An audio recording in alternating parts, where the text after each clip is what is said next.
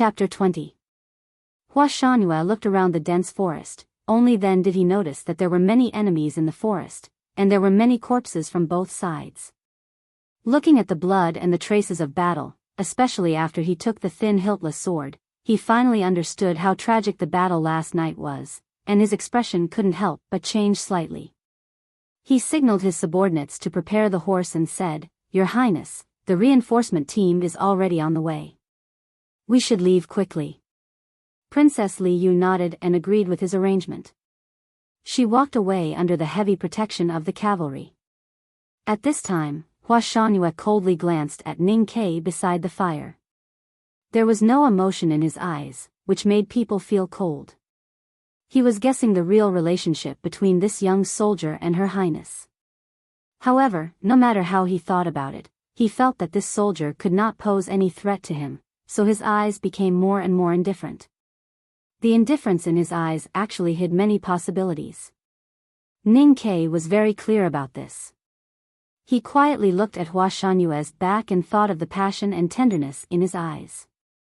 He knew that he would not harm the idiot princess, but it seemed that his possessiveness was too strong. The young general's fanatical love for Her Highness had nothing to do with a soldier like Ning Quebec. However, Ning Ke did not like the indifference in Hua Shanhua's last glance. He knew that this kind of indifference meant that he was powerful and could kill at any time. It also meant that he did not care about the princess. Ning Ke did not like it, so he stood up and looked at the girl who was about to get on the horse. He raised his chin and smiled. "Your Highness, actually I have something to say to you since we were in the city of Wei." Hua Shanhua suddenly looked back. In the morning light, the beautiful princess on the white horse turned around with a frown. She quietly looked at the young soldier beside the fire and seemed to want to scold him. In the end, she just said lightly, "Let's talk about it when we return to Chang'an." Before leaving, Hua Shanhua asked the bodyguard leader in a low voice. He roughly understood what the princess had encountered since she entered the country. He also knew about Ning Ke's performance in the assassination last night. He was silent for a moment and walked to Ning Quebec. He said calmly, "You have made a great contribution this time. The imperial court will reward you when we return to Chang'an." "Well done, little guy." Ning Ke took Sang Sang to the shabby tent on the slope to pack his luggage.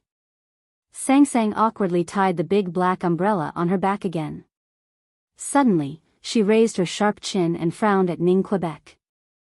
She asked confusedly, "Young master, did you deliberately say, you have something to say?" "Yeah."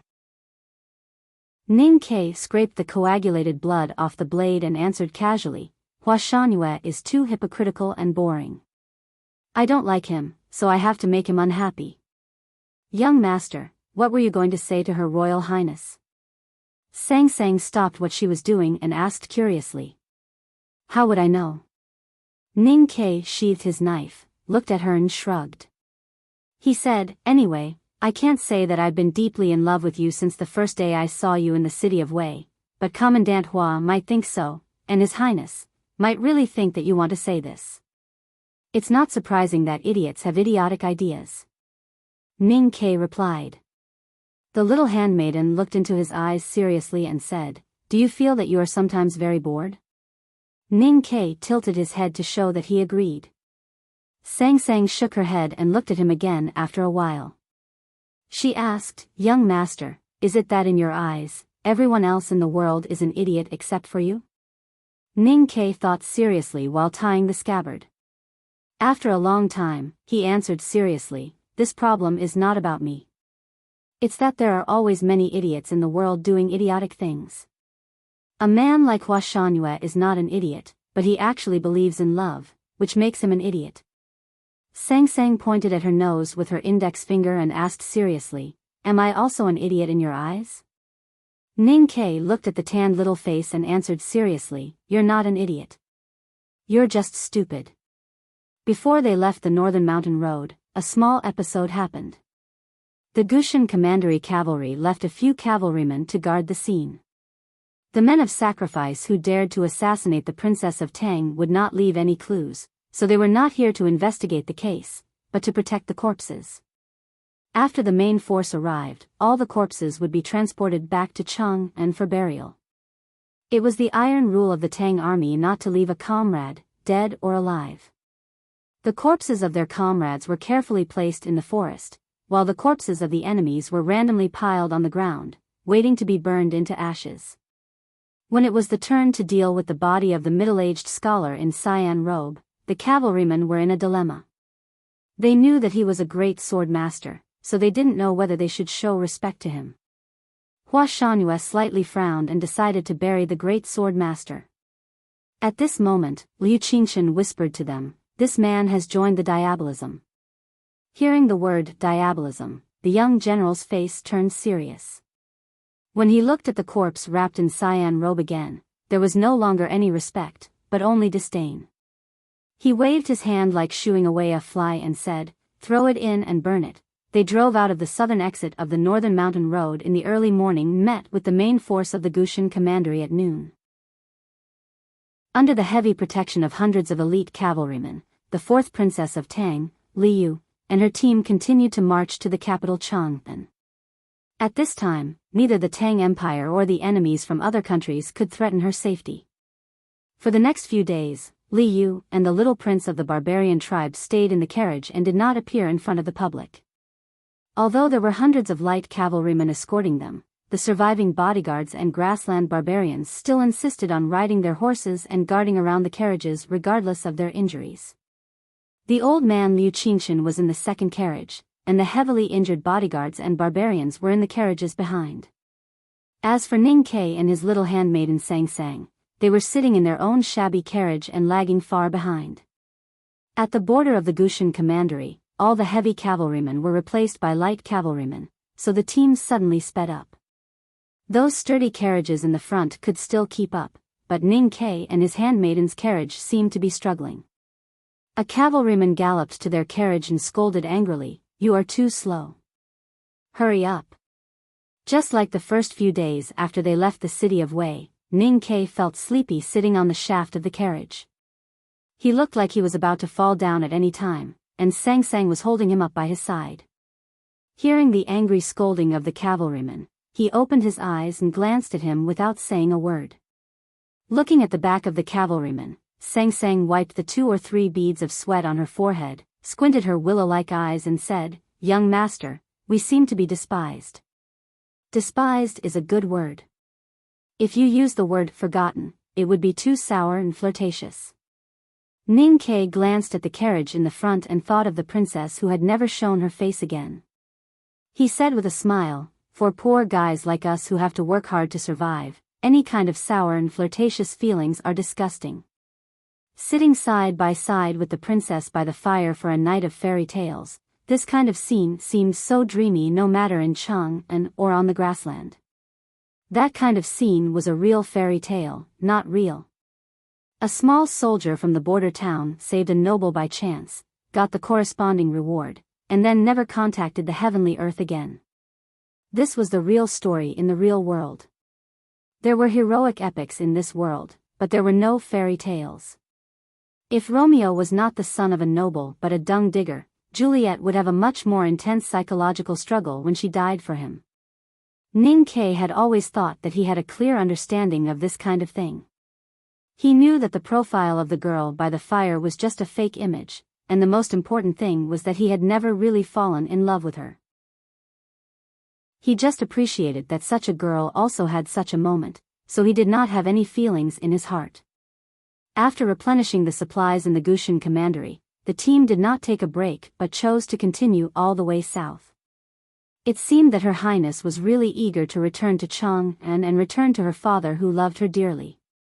Hua Shanhue should also know Ning Ke's background and knew that he was just the most common soldier from the border town, so he naturally would not really misunderstand that there was anything between Ning Ke and the princess, so Ning Ke was not troubled by the Gushan commandery.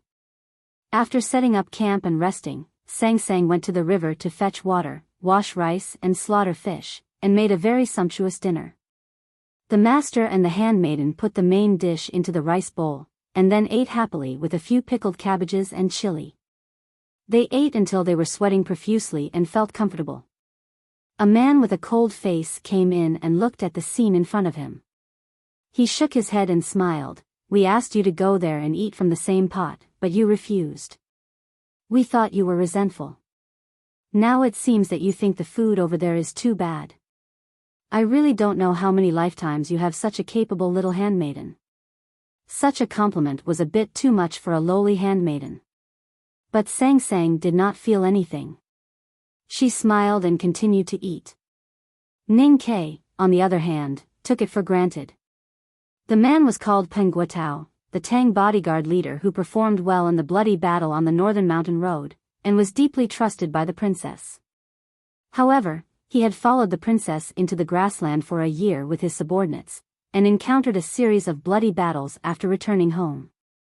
Now there were only 7 loyal subordinates left, and this leader's mood must be very complicated and sad.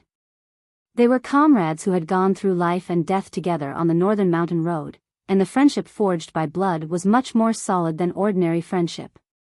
Ning Kai's performance in the battle must have been engraved in the minds of the people present. Therefore, these days the horse carriage that the Gushan commandery cavalry despised often received Peng Guotao and the other bodyguards as guests. The grassland barbarians also brought some hard liquor to Ning Kai and his handmaiden, but they were rarely willing to be within 100 feet of him, and rarely talked to him. It was unknown whether it was because of the legend of Shubi Lake. I know there is no problem for you to go to the capital on your own, and indeed it is not very comfortable for you to go with the cavalry. But after I reported your request, there has been no reply.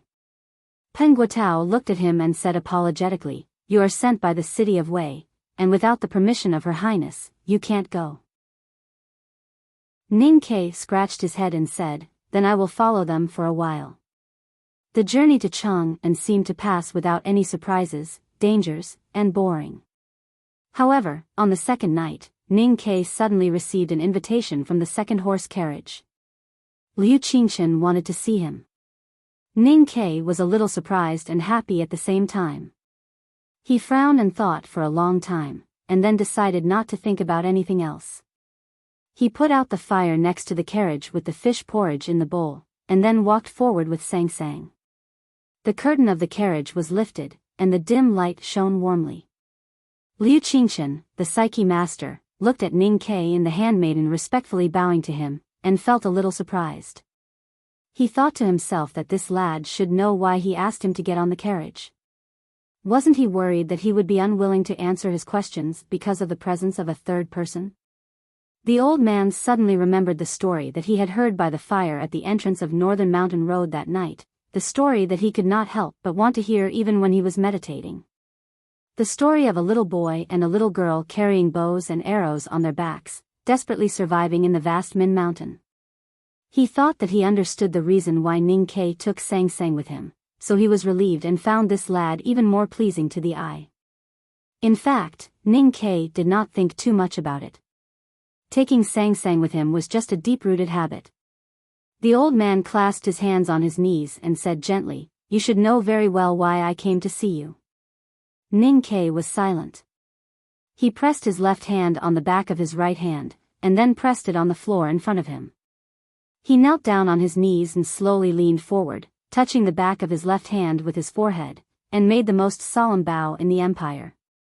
Although the old man Liu Qingchen had not done anything yet, and it was highly likely that the old man would not be able to help him either, because that was a world that only the truly abnormal geniuses could reach. However, only people like Ning Kai, who had been reading the article on the response of the Tao since he was a child, could understand the compassion and generosity of a cultivator who was willing to give guidance to an ordinary person who obviously had no potential. Seeing Ning Kai's solemn bow, Sang Sang hurriedly moved her knees to the old man and kowtowed to him, although she did not understand the young master's action. Seeing this scene, the old man Liu Qingchen could not help but stroke his beard and smile. He then helped Ning Kai up, collected his thoughts, closed his eyes, and put his 2 withered palms on Ning Kai's chest and back. After a while, the warm light of the oil lamp in the carriage became somewhat blurred, as if there were countless extremely tiny dust particles flying and diffusing in the light. There was a dead silence, and time passed unknowingly. The turbid oil lamp gradually became bright and clear. The old man slowly withdrew his palms and quietly looked at Ning Ke, whose face was calm and eyes did not show any expectation, but in fact, his hands were slightly trembling. The old man sighed softly. There is breath in heaven and earth, and that breath is the so-called primordial qi. Cultivators can perceive the existence of primordial qi by their psyche. Therefore, whether you can step into the state of cultivation first depends on whether your psyche can accumulate and manifest. When I was in the city of Wei, I went to see you and confirmed that there was no fluctuation of breath in your body. Today, I carefully examined your body and found that it was indeed so. Your snow mountain and ocean of qi are as empty as a field. There is nothing. Chapter 21. Hearing this conclusion, Ning Ke was silent for a long time. Then he raised his head and looked at the old man. He raised his right index finger and pointed it at his temple, as if he was about to commit suicide with a crossbow. He asked seriously, "Doesn't psyche power or consciousness come from the brain?" The old man, Liu Qingchen, looked at him gently and said slowly, "This is not wrong. But although psyche power originates from the head, how can it communicate with the breath of heaven and earth outside the body? The so-called cultivation is to put your psyche into the snow mountain in front of your chest and the ocean of qi behind your waist. There are 17 qi acupoints around the snow mountain and the ocean of qi, just like the thousands of caves at the bottom of Zhongli Mountain. The caves are facing the wind and water, making a wonderful song. Only in this way can the heaven and earth understand our thoughts and respond to each other. The opening or closing of the viscera and qi acupoints are formed in the womb. No matter how hard you cultivate, you can't change it. So there is a saying that cultivation is just a gift from Haotian. I saw that 11 of the 17 acupoints around the snow mountain and the ocean of qi are blocked. So no matter how you cultivate your psyche power, you can't contact the heaven and earth. But you don't have to be sad and disappointed. Among the millions of people in the world, it is rare to see someone with 13 qi acupoints opened. It's normal to have a body like yours, the old man comforted him slowly. Ning Ke lowered his head and smiled bitterly. In the city of Wei, he had comforted himself many times, saying that only the really abnormal geniuses could cultivate. Now it seemed that it was true. According to this standard, those geniuses who had 15 or 16 qi acupoints opened were really favored by the heaven. It was like walking on the road and suddenly being hit by a pie from the heaven. Why didn't I win the super gift? He sighed in his heart and expressed his sincere gratitude to the old man. Then he got off the carriage with Sang Sang. The light of the oil lamp in the carriage was dim. After a long time, the curtain was lifted again. Liu, the fourth princess of Tang, sat in front of the old man and slightly leaned forward. She asked, "Is there no possibility at all?" Liu Qingchen admired Ning Ke very much. However, as a psyche master who had already entered the see-through state, he did not hesitate to use his psyche power to check and sort out Ning Ke's body. For example, Her Highness had ordered him to do so. People with strong willpower and pure temperament can often obtain extremely strong psyche power through meditation. Ning Ke is undoubtedly such a person. That's why I had some expectations for him. I thought that perhaps he had only opened 10 of his 17 apertures and was on the verge of enlightenment. However, because he couldn't cultivate in Border City, he couldn't trigger his thoughts to enter the initial state. It's a pity that there are 11 qi openings in his body that are blocked. Haotian doesn't care about him, so it's useless no matter how good his potential is. The old man's face was full of regret. In his opinion, if Ning Ke could really cultivate, even if he only had 10 acupores cleared, his future would be limitless, given his temperament and good handwriting. It was a pity that the fate of this lad was not so good. Since that's the case, there's no need to waste any more energy. Liu looked a little tired after days of running around. She lowered her head and pondered for a moment. Then she said calmly, "I really shouldn't trouble you for this matter." Liu Qingchen raised his white eyebrows slowly and looked at the princess's face quietly. He knew that his previous words had determined Ning Ke's future. After confirming that Ning Ke could not cultivate, she directly gave up the idea of cultivating him. After a moment of silence, the old man persuaded, there are many masters in Chang'an. A young man like Ning Ke may not seem special, but I believe that if this lad grows up for a few more years, he will definitely become the best soldier in the Tang Empire. Li Yu didn't expect the old man to have such a high evaluation of Ning Quebec. She frowned slightly and explained slowly, that lad's martial arts skills and temperament are excellent. If he was still in the city of Wei or in the army, I would definitely make him work for me at all costs. But now he is going to enter the academy and walk on the road of literature. When he is able to influence the imperial court, he will be old and so will I. What's the point then? The old man was silent for a long time and suddenly said, although only 6 of the 17 acupores in his body have been cleared and it's impossible for him to enter the cultivation state according to common sense, but Haotian rotates and nothing is set in stone. After all, my state is too low, but he has a chance to enter the academy. The academy is a wonderful and holy place, another world.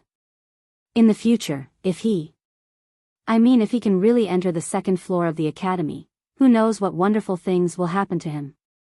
Maybe he can really embark on the path of cultivation? The 2nd floor?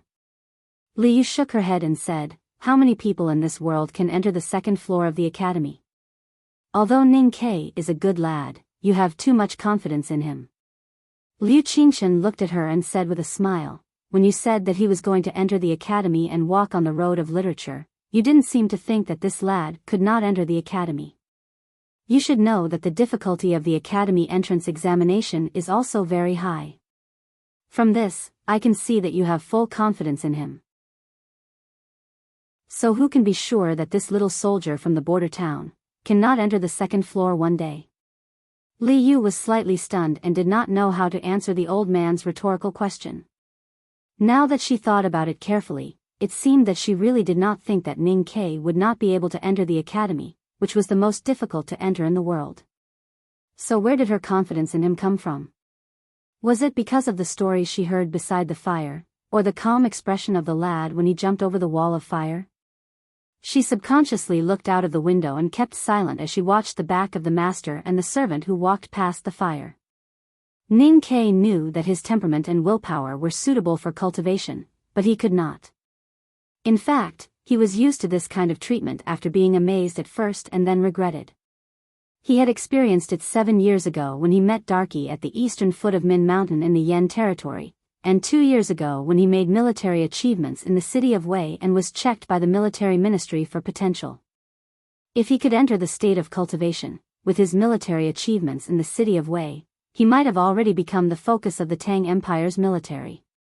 Then he would not have to kill the horse gang to accumulate military achievements and then enter the academy.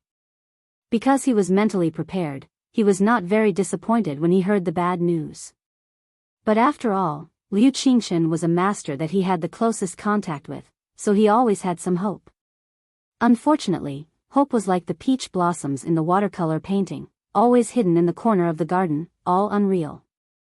Just when he was ready to pull himself together and give up the illusion to practice his swordsmanship all the way to Chang and to seek worldly happiness, he did not expect that the old man Liu Qingshan would invite him to board the carriage the next night. This time, Sang Sang did not go with him. Perhaps the princess missed the feeling of chatting with the maidservants on the spring journey, or the little prince of the barbarian tribe missed Sang Sang. Anyway, Sang Sang was summoned to the princess carriage. I believe that you have memorized the article on the response of the Tao by heart. But it seems that my judgment is not wrong since you could not sense the existence of the breath of nature after so many years. Liu Qingshan smiled and said to him. Ning Ke scratched his head and said with a bitter smile, "Old sir, I guess you did not ask me to come here today to give me another blow. After you return to Chang'an, you will enter the academy. As I am old, I may stay in the princess mansion to recuperate, so it will not be easy to see you again. So I want to talk to you." Liu Qingshan looked at him kindly and said, "I know that people are curious about cultivation. Although you cannot enter this path, there may be something you want to know." "I have a lot," Ning Ke answered honestly. Chapter 22. Liu Qingchen smiled and asked, "What do you want to know?" Ning Ke thought about it for a long time and said, "I want to know, what is cultivation?" Liu Qingchen smiled and said, "You are really greedy." Ning Ke said without any embarrassment, "Then, can you tell me how many states there are in cultivation and what are the different abilities in different states?"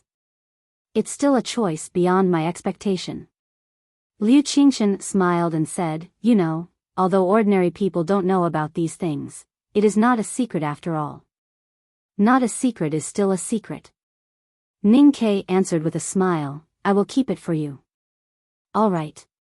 Liu Qingchen laughed and asked after a short pause, "Do you know Haotian Taoism?" Ning Ke looked at this South School wayfarer of Haotian Taoism and nodded. "I was born in the South School of Haotian Taoism and was ordered to travel around the world. People often call us wayfarer of school. So since you want to know something about cultivation, I will start from Haotian Taoism. Haotian Taoism worships Haotian and is the only orthodox cultivation in the world. Because Haotian shines on the world, everything in the world can breathe with it. This breath is the breath of nature or primordial qi I talked about last night. So Haotian is the beginning of everything. Humans are originally one of the myriad of beings. Living in ignorance in this journey of heaven and earth, Haotian gave us a revelation, and we began to understand the principles of nature and creation. Therefore, we use our minds to control the qi of heaven and earth and do all kinds of mysterious things. This is cultivation. The road of cultivation is long and arduous. It is a test of willpower. This road is divided into 5 stages, which are the 5 states you mentioned. The initial state is called the initial awareness state. It means that the cultivator's psyche is released from the ocean of qi and mountain of snow and understands the existence of the breath of nature. The second state is called the perception state. In this state, the cultivator can touch the primordial qi floating in the world and live in harmony with it. He can even communicate with it. The third state is called the no-doubt state. It means that the cultivator can understand the rules of the primordial qi flowing in the world and make use of it. The so-called sword master and talisman master refer to this state. The fourth state is called the see-through state. Cultivators who enter this realm are able to merge their consciousness with the primal energies of the universe. For a psychic, this means that they can use their consciousness to attack their enemies. If they stay in this realm for a long time, they may be able to make some special moves. Young man, you don't have to look at me like this. I did enter the see-through realm. Unfortunately, I barely managed to step my right foot into the see-through realm when I was old. Now I'm running out of oil and my lamp is about to run out. I probably don't have any hope to drag my other foot into the see-through realm in this life. Otherwise, it wouldn't have been so troublesome to kill a great sword master that night. The light from the oil lamp in the carriage was dim, as if the carriage was really short of oil. Liu Qingchen said with a smile, and then looked down at his left foot, sighing that time never waits for him. The fifth state is called knowing destiny. The so-called knowing destiny means knowing your destiny. Cultivators who enter this realm do not just understand the laws of the primal energies of the universe on the surface, but grasp the laws of the primal energies of the universe in essence. They understand the connection between Haotian and all things in nature, and understand the origin of the world. Only those who enter this state can be regarded as the real Tao. Ning Ke listened to these things with great interest. When he found that the old man had finished, he quickly raised his hand and asked, "Sir, is there a higher state above the 5 states?" "Why do you think so?" Liu Qingchen looked at him with interest. He answered, "If cultivation is really a long road, then there must be no end to this road. In fact, there is no road in this world that can't be walked, so I think there must be a higher state. Young man, you can't even enter the initial state. I didn't expect that you didn't get depressed, but became more interested." Hearing the old man's scolding, Ning Ke smiled even more innocently and said, "Let's just say that I'm studious. I've never seen a man who is as studious as he is lecherous." Liu Qingchen smiled and said. Ning Ke praised him in his heart, and then spread out his hands and corrected, then it's not studious, it's curiosity. Liu Qingchen pondered for a long time, and then raised his head to look at him and said slowly, "It's said that there are many mysterious states above the knowing destiny state, but there are only two in the classics. One is Tianqi, and the other is limitless." The so-called Tianqi means that a cultivator can directly listen to the revelation of Haotian, worship the divine skill of Haotian Taoism, and temporarily borrow the power and light of Haotian in the realm of emptiness. Haotian shines on the world. Even if it's just a wisp of power and light, it can be imagined how powerful the state is. Ning Ke thought of a great divine power in the world, with his white robe fluttering in the wind, and a light beam falling from the clouds. With a wave of his hand, the clouds rolled and the mountains shook. He couldn't help but be shaken, and his voice became slightly hoarse. Limitless, what kind of state is it? The classics only recorded that such a state had once appeared in the world, but there was no specific description. There was only a brief description: follow the heart's desire to be limitless. Liu Qingchen frowned slightly, but his face was calm and peaceful. He said slowly, "According to my guess, in the so-called limitless state, the sage's psyche can reach thousands of miles away. How magnificent it is! Follow the heart's desire to be limitless." Ning Ke was deeply moved by these 7 words. But was it limitless or limitless? Vaguely, he seemed to capture some kind of bold temperament hidden in these 2 words, which was not as leisurely as the old man, but just extremely free and unrestrained. As for the limitless, maybe the Academy has more records about it. Liu Qingchen looked at the young lad's dazed face, and said with emotion, "Grand cultivators who can enter these 2 states must be sages. Although there is an old saying that a sage will appear every 1,000 years, it has been many years since a sage appeared in the world. So these are just myths and legends. Don't think too much about it." Ning Ke bowed again to show that he was enlightened. The old man smiled and said, "I thought you would ask about the famous grand cultivators and unworldly sublime beings in the world. It seems that young men should be more interested in these things, but I didn't expect you to ask about these." Ning Ke put his hands on his knees, and after a long silence, he looked up at the old man and answered seriously, "Knowing about the strongest people in the world means nothing to me now. They are eagles flying high in the sky, and I am just an ant crawling on the ground. They don't care about me, so I don't need to care about them either. Then, why do you ask about these cultivation basics?" The old man looked at him with a strange expression. Ning Ke answered seriously, "Those grand cultivators will not appear in my life in a short period of time. However, when I enter Chang'an, it is very likely that I will meet some relatively ordinary cultivators, such as the great sword master like the scholar in the green robe. I can't cultivate myself, so I have to figure out what cultivation is and how they fight. What is your purpose?" The old man's flowery eyebrows slowly raised, as if he was very interested in his answer. Ning Ke lowered his head and smiled. Then he raised his head and answered calmly, "If I am forced to fight with cultivators in the future, what you have taught me today will be very helpful for me to defeat them. An ordinary person fighting with a cultivator who can mobilize the chi of heaven and earth? And you want to defeat them?" The old man stared at Ning Ke's eyes and murmured repeatedly. Suddenly, his eyebrows trembled, and a burst of extremely joyful laughter burst out from his skinny body. "Ha ha ha ha ha." The laughter gradually stopped. The old man looked at Ning Ke, who was gradually embarrassed, and said with a smile, very bold, "I like it." Chapter 23. It was late at night. Ning Ke got off the horse carriage. Liu Qingchen lifted the curtain and looked at the back of the lad. Listening to the faint music coming from the frontier fortress in the field, he smiled. As a cultivator who had stepped into the see-through state, even if he only had 1 foot over the high threshold, it was enough for him to be highly respected in any country and any city, and he did not need to deal with ordinary people at all. A psyche master needed more time to meditate and cultivate psyche, so Liu Qingchen's time was really like gold. But he was still willing to spend 1 or 2 nights or even more time chatting with Ning Ke, talking about seemingly trivial things, because he really liked Ning Quebec. He liked the calmness and self-improvement hidden under the young boy's gentle and tender appearance, as well as the heroic spirit that occasionally burst out like the previous moment. Heroic, magnificent, self-improvement and calmness were the most appreciated qualities of the Tang people, and the elder Liu Qingchen was a native of Tang. What he told Ning Ke tonight were all the introductory lessons of the South School of Haotian Taoism.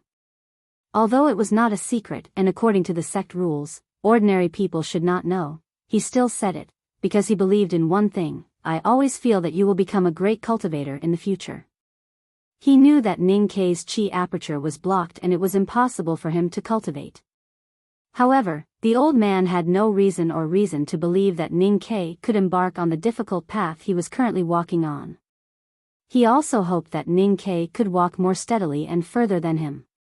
The old man looked at the fading, blurred back of the lad outside the window, and murmured to himself, I only start to be presumptuous and blindly follow my intuition when I am about to die. Maybe, this is the enlightenment of Haotian to me. When they returned to the shabby tent, Sang Sang had already returned. Ning Ke asked what the princess wanted her to do, and as expected, he got a vague answer. He had long been accustomed to his little handmaiden's laziness in using her brain, so he jokingly scolded her and drank a few cups of wine. Then the two of them washed up hastily and went to bed. The next day, under the protection of hundreds of cavalrymen, the caravan continued southward towards Chang'an. Ning Ke and his servants' days were no longer as boring as before. Before nightfall, Liu Qingchen would ask Ning Ke to sit in his carriage and chat with him. Her Royal Highness also often asked Sang Sang to accompany her. Fortunately, Peng Guotao had sent a bodyguard to drive the simple carriage, otherwise Ning Ke would have been forced to play without a driver. As they chatted in the carriage, Ning Ke learned more about cultivation, such as the various ways that cultivators use their psyche to control the qi of heaven and earth, and how cultivators could strengthen their connection with heaven and earth through some special items. He also learned how sword masters used their psyche to compress the primordial qi into invisible ropes and then tie up the thin and sharp hiltless flying sword. There were no strict standards for special items to strengthen the connection between cultivators and heaven and earth. Haotian Taoism often used wooden horsetail whisk sword, Buddhism often used prayer beads and wooden fish, and as for fu paper flying swords, they were very common standard equipment.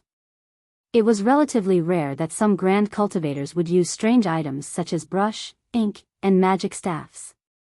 Using psyche power to seal the qi of heaven and earth into the fu paper is a talisman master. Sealing the qi of heaven and earth into the tactical array is a tactical array master. Condensing the qi of heaven and earth into the sword is a sword master. Using psyche power to directly mobilize the qi of heaven and earth is a psyche master, and so on. Liu Qingchen held a cup of green tea and leaned against the window as he spoke leisurely. Hey, are you kidding me? What kind of master is he if he seals the qi of heaven and earth in the toilet bowl? Horse master or barrel master? After chatting for a long time, the old and the young naturally became familiar with each other. Ning Ke gradually showed his indolent and rude side. He bit a brush dipped in ink and waved his right arm to express his strong doubts. The old man put down the teacup, stared at the lad and scolded, Do you know what a convention is? It has been called for thousands of years, what's the problem? Common achievements should be easy to remember, don't make those sour words. All right. Ning Ke failed miserably in the face of the thickness of time represented by thousands of years. He hung his wrist in the shaking carriage and calmed himself down. The thick black tip of the brush moved quickly and slowly on the snow-like rice paper, making notes. As for the fighting methods of cultivators, sword masters use swordsmanship, talisman masters use talisman techniques, and psyche masters like me, of course, use psyche skills. Grand cultivators who have entered the knowing destiny state can hardly be specifically distinguished. I once heard that some elders in the previous generation practiced divine skills, but I don't know the details. These names are not impressive enough. Ning Ke's expression was a little stiff. He bit the tail of the brush and looked at the old man, saying vaguely, I feel that they can be called magicians, and what they use is called magic. The old man's white eyebrows were tightly knitted, and he looked at him sternly and said, "The problem is, how do you explain the word magic?" Ning Ke was defeated again and spread out his hands to show his innocence. In addition to the various kinds of cultivators mentioned above, in fact, the most common cultivators in the world are warriors. They are not as sensitive to the chi of heaven and earth as other sects, but they are also extremely powerful in terms of fighting power. When warriors fight, they can cover their bodies with the chi of heaven and earth, just like wearing a layer of heavy armor from head to toe. When they cultivate, they will mobilize the chi of heaven and earth to stimulate their skin and flesh, so that they can be tempered with iron bones. The giant man with a yellowish luster at the entrance of Northern Mountain Road is a warrior? Yes, but that person's state is not too high. The 4 generals of the Tang Empire are all top warriors in the world. Even if the arrowhead can pierce their armor, it can't pierce their protective primordial chi. Even if the arrowhead can penetrate the protective primordial chi, it can't cause any damage to their iron-like bodies. In the face of such a powerhouse, no matter how good your archery is, it's useless. Hearing this, Ning Ke naturally thought of the name Xia Ho. He lowered his head and transcribed the notes calmly, while he kept thinking about how to deal with such a powerhouse. If you choose to close the distance and fight with these powerhouses, it's even more suicidal. Although your strength is good, compared with them, you are like a vole and a lion. You can't shake them even if you use all your strength, but they can easily break your neck with just a little clench of their fingers. Ning Ke suddenly looked up and asked seriously, "If I attach the primordial chi to the arrow, what about the lethality to the warrior?" The old man thought for a moment and slowly shook his head. Very few cultivators try to attach the chi of heaven and earth to the arrow, because the arrow is different from the flying sword. In order to ensure the speed, it must be very light. Therefore, it is easy to be disturbed by the natural senses, and can't carve talismans on it. The attached primordial chi will dissipate too fast. Of course, if someone can solve the problem of the dissipation of primordial chi, this kind of arrow will undoubtedly be a terrible long-range attack. Ning Ke was thoughtful. Chapter 24. It is said that there are as many warriors as dogs in Chang'an and sword masters are everywhere. But this is an exaggeration. But it is the capital of the empire, the most magnificent place in the world. There are many hidden talents and cultivators. If you go to Chang'an, you will be fine in the academy. But you should be careful when you are outside the academy. Yes. Ning Ke answered and then asked tentatively, "Mr. Liu, is there anyone in Chang'an that I need to be wary of, or should I say, someone powerful that I can't afford to offend?" Liu Qingchen looked at the lad and sneered, "Who said that he didn't want to know this that night?" Ning Ke smiled and scratched his head. "It's meaningless to talk about this." Liu Qingchen shook his head with a smile and said, "You just need to remember that there are many schools of cultivation in the world. Buddhism, Taoism, Diabolism and the Academy are the 3 sections. Buddhism lives in remote places and Taoism sets up altars everywhere. Don't mention the devil's doctrine. Taoism is the Haotian Taoism school I belong to. There are many powerful cultivators and they are respected and worshipped by the royal families of various countries. If you have heard of the West Hill Divine Kingdom, you should know that it is the headquarters of Haotian Taoism. Respected and worshipped by the royal families of various countries? Does the empire treat Haotian Taoism the same way?" Ning Ke frowned and asked. Liu Qingchen smiled bitterly. As the most powerful country in the world, the Tang Empire was the only secular royal family that dared to disrespect Haotian Taoism. Haotian Taoism could do nothing to the empire. But he was a Tang citizen, but in Haotian Taoism, he was in an awkward situation. What about the devil's doctrine? Are there any powerful cultivators in the devil's doctrine? Ning Ke noticed the strange look on the old man's face, so he quickly changed the topic and said with a smile, "Speaking of which, you said that the great sword master used the methods of the devil's doctrine at the entrance of the Northern Mountain Road. I really don't understand what is the method of the devil's doctrine." Hearing the words, devil's doctrine, Liu Qingchen became serious and said, don't remember this part and don't tell anyone else. Yes, sir. Whether it is Taoism, Buddhism or the Academy, these decent cultivators all use people to perceive the chi of heaven and earth and live in harmony with each other. More precisely, they can use the chi of heaven and earth. Liu Qingchen squinted his eyes, as if he was recalling something. He said slowly, the devil's doctrine is different from the other sections. They absorb the chi of heaven and earth into their bodies by force. Is there something wrong? No matter how Ning Ke thought about it, he did not find anything wrong with this cultivation method. It seemed to be more direct to understand it literally. Don't say such nonsense in the future. If you were in the Academy or Haotian Taoism, if you dared to make such comments about the devil's doctrine, you would be expelled from the sect or severely punished. Liu Qingchen warned sternly, compared to the nature, the human body is like an ant. The ocean of qi and mountain of snow in the body can barely contain the psyche power. How can the human body withstand the forceful absorption of the qi of heaven and earth? There's only one ending, that is, exploding and dying like the great sword master at the entrance of the northern mountain road. But since the devil's doctrine is called a sect, Ning Ke paid attention to his tone and asked respectfully, I think there are many cultivators in the world. If absorbing the chi of heaven and earth will cause their bodies to explode, how can they inherit? The devil's doctrine has a set of evil methods to help them transform their bodies so that they can absorb a little bit of the chi of heaven and earth. However, the process is extremely bloody and cruel. According to the seniors, only 2 or 3 of the 100 cultivators in the devil's doctrine can survive the initial pain of body explosion. It's indeed cruel. Ning Ke said with a frown, but he was thinking that there were very few people in the world who had the potential to cultivate. The devil's doctrine's method would only consume a lot of the cultivators. Maybe it was also the reason why the Orthodox Buddhism did not allow the existence of the devil's doctrine. Liu Qingchen guessed what the lad was thinking. He said in a more serious tone, if the devil's doctrine forcibly transforms their bodies, how can they be regarded as normal people? Man is one person in the world, and there is another world beyond man. To absorb the chi of heaven and earth into the body, the devil's doctrine wants to transform themselves into a world. As for the world, there is only Haotian. So what the devil's doctrine thinks and cultivates is really a great evil.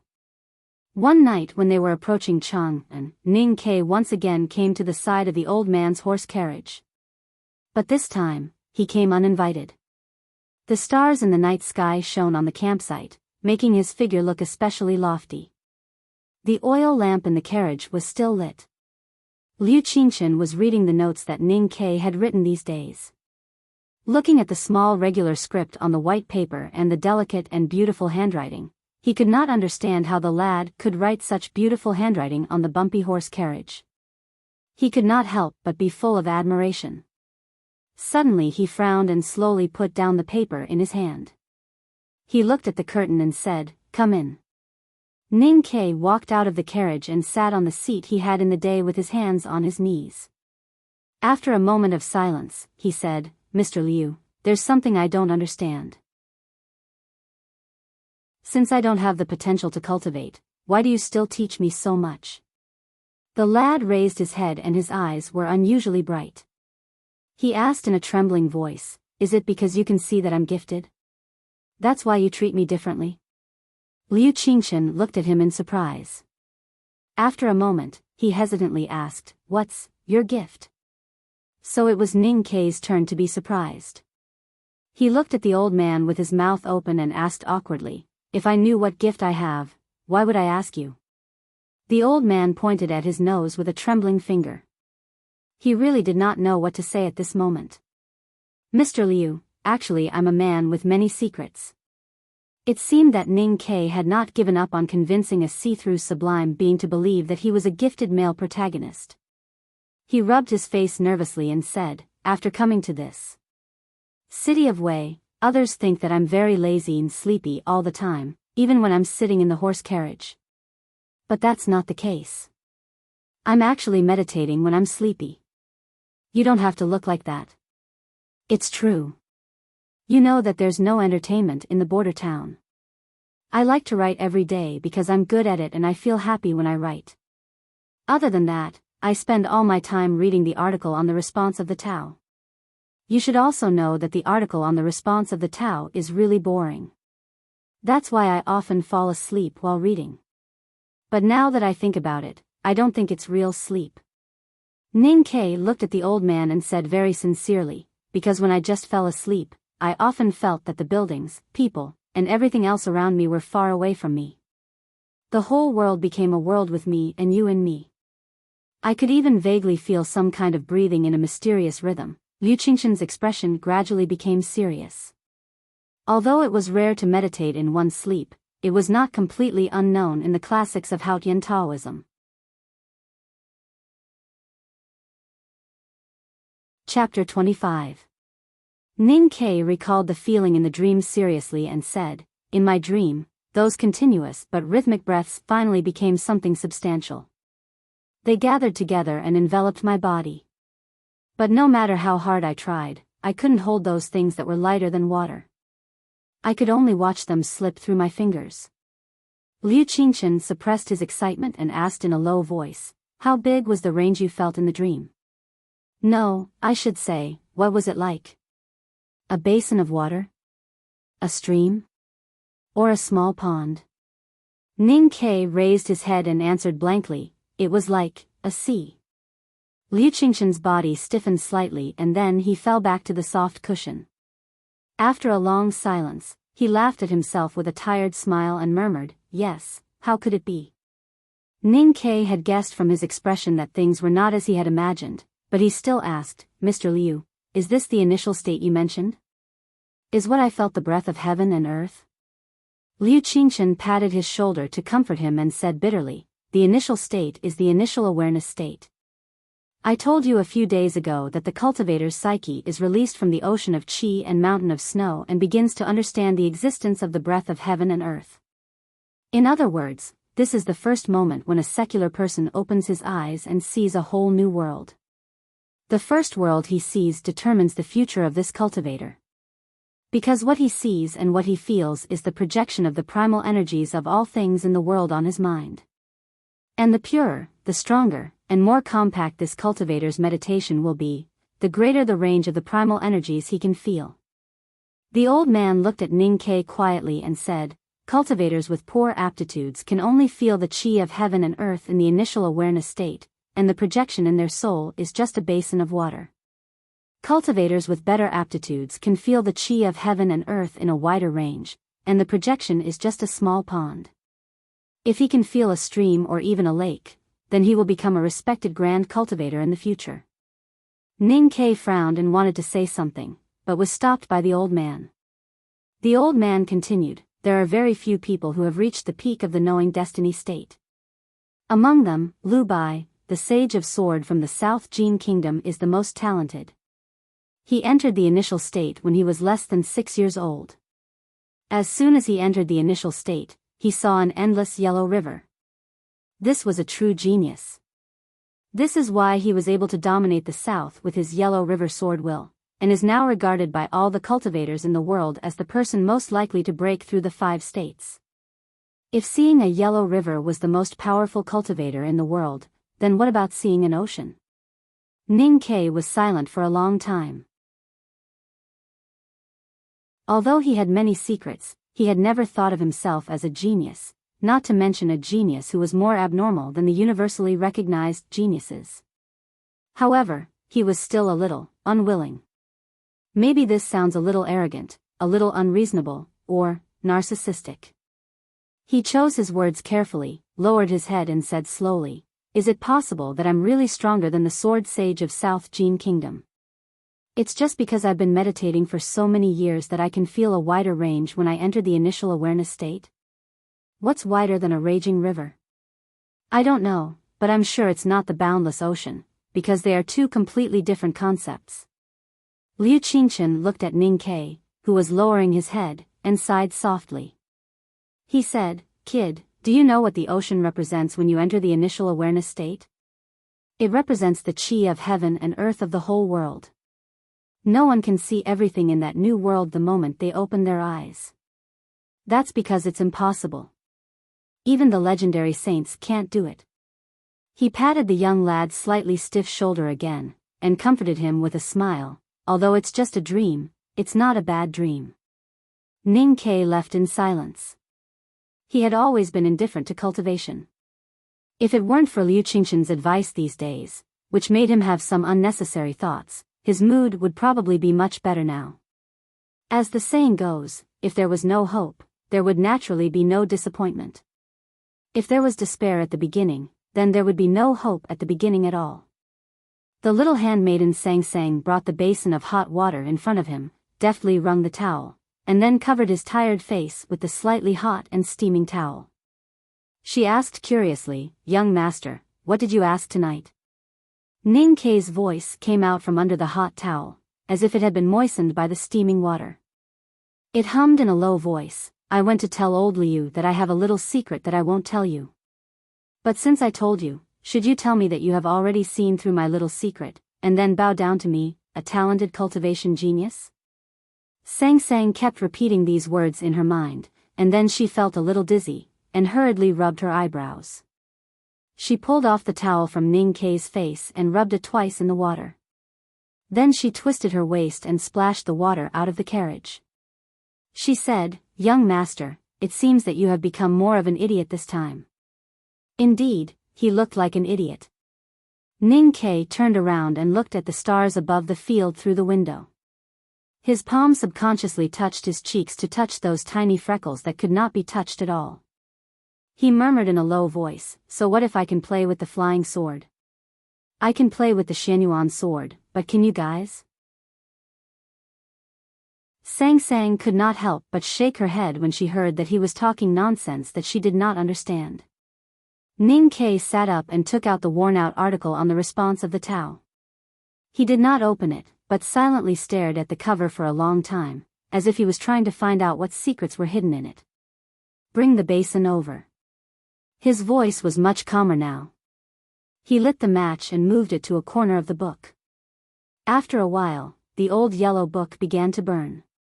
He gently loosened his fingers, letting the article on the response of the Tao, which had accompanied him for many years, fall into the brass basin and burn faster and faster. Sang Sang looked at this scene in surprise. Ning Ke watched as the pages of the book curled and turned black in the flames, and then suddenly burst into flames and finally turned into layers of ashes. He tightened his right hand on the window and felt a little empty in his heart. It was as if a friend who had accompanied him for many years had gone far away and would never come back. It was also as if the dream of his youth had disappeared like a bubble. "Am I very useless?" he asked. Sang Sang shook her head. Ning Ke smiled and said, "No one is better at archery than me, and no one is fiercer than me with a knife. People of my age have not killed as many people as I have. I'm not useless. I'm a woodcutter of Shubi Lake. It's just that I can't do acrobatics with flying swords. If there's a chance in the future, I'll kill some King Grand cultivators like how I killed the horse gang." Sang Sang tightened her lips and nodded with a smile. This was not self-comfort after giving up, but Ning Ke's firm recognition. Those brave bodyguards at the entrance of Northern Mountain Road had almost defeated a great sword master, so why couldn't he? There was no truly invincible person in this world. Those unworldly sublime beings were still human beings, so he could defeat them. In this world, there were many people who found that they were actually very weak and could not fulfill their dreams. They would feel lost, miserable, inferior, or even autistic. Then many people would immerse themselves in this kind of pain or the illusion of success. They would lock themselves in the cage of their hearts and keep struggling, hoping to return to the past. When they found that they could not write the new dream in the brothel, one of the 4 great masterpieces that could be hidden in the deep mountains and passed down for thousands of years, they locked themselves in the village for 30 years, drinking porridge every day and using their left hand as a red sleeve. Did they think that they were Chao Shuoqin? Ning Ke had never been such a person. If he could not be Chao Shuoqin, he would be Jin Yong. If he could not be an emperor, he would be a calligrapher. If he could not be a general, he would be a grand secretary. If he could not be a cultivator, so what? Those who walked on the road to the end were not wrong. Although the people around them would suffer, they might even succeed in the end. However, those who had the determination to choose a new road immediately might be more worthy of respect.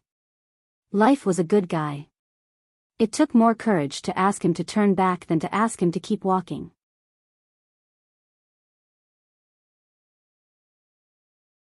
Chapter 26. Ning Ke was in a bad mood after being tossed between hope and disappointment for the past few days. But he quickly stopped thinking about it. No matter if he was happy or unhappy, it was a good time to drink and get drunk. Sang Sang's illness happened again that night, and her little feet were as cold as ice branches. So the master and handmaiden opened a jar of strong liquor and drank to their heart's content.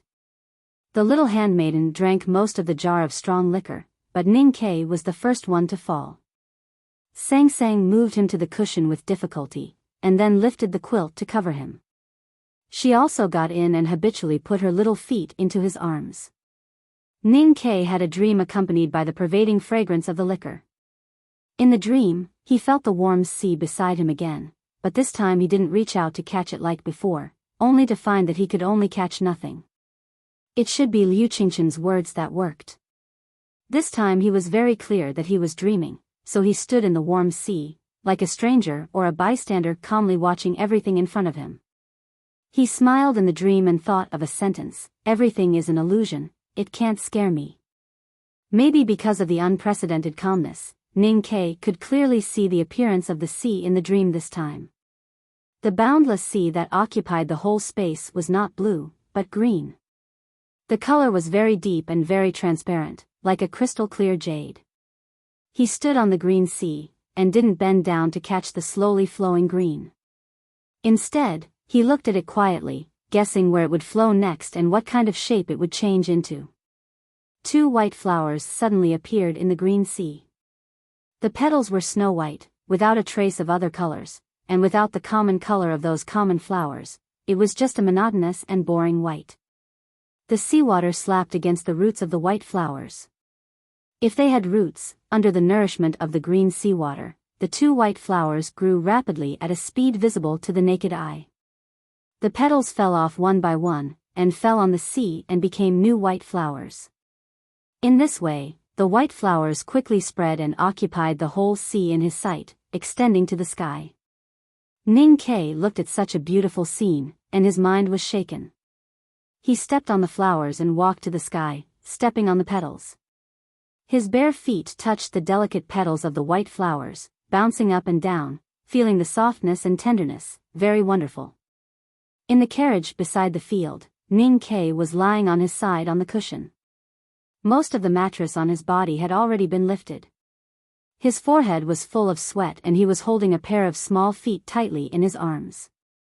The skin on the little handmaiden's feet was much better than the rest of her body. It was as white as snow and looked like 2 small white flowers. He furrowed his brows and curled his lips from time to time. No one knew what he was thinking in his dream. His feet subconsciously kicked the mattress, and he didn't know where he touched, but he felt very comfortable. A satisfied expression appeared on his face, and he stopped moving.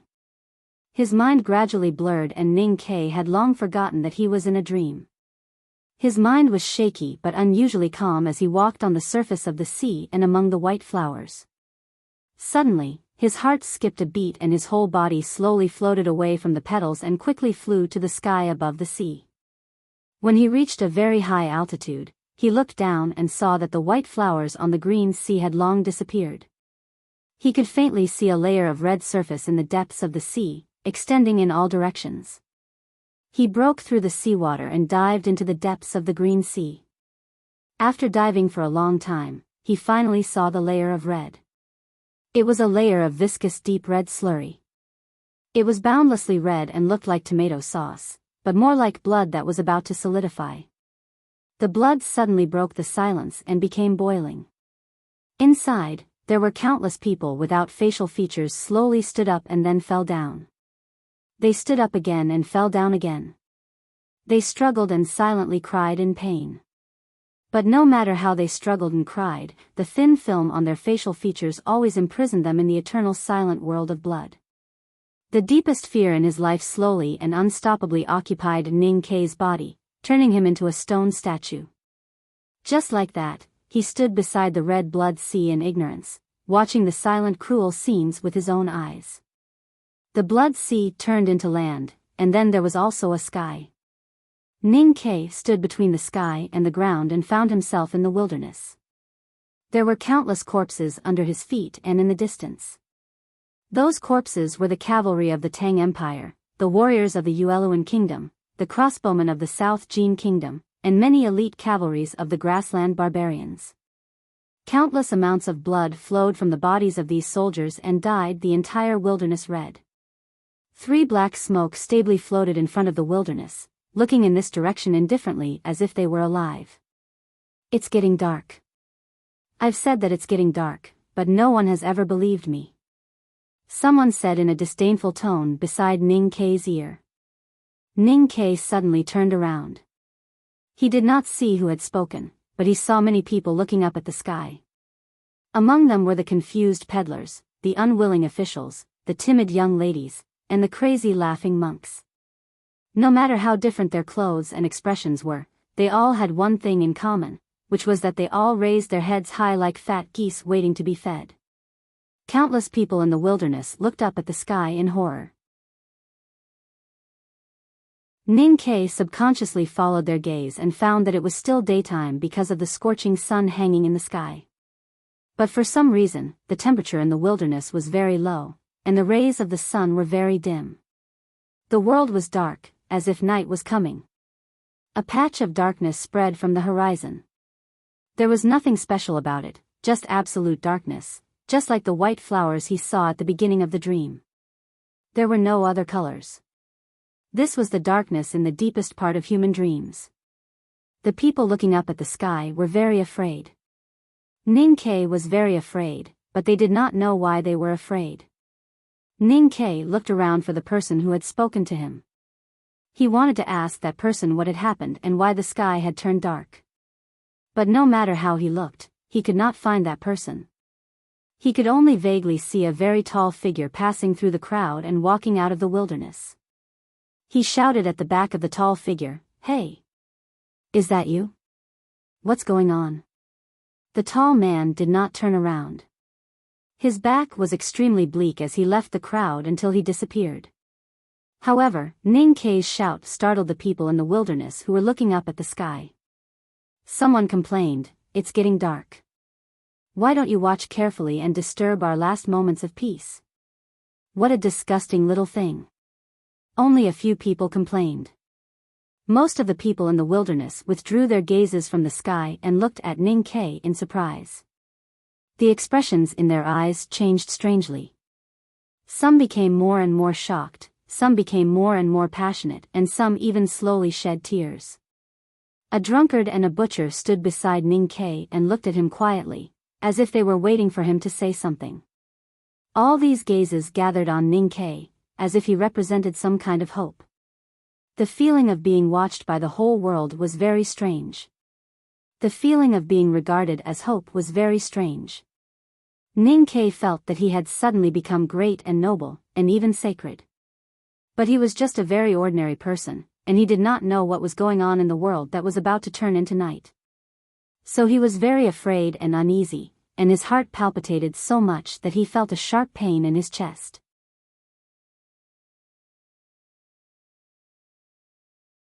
Chapter 27. Ning Kei woke up from the pain and his eyes were full of horror.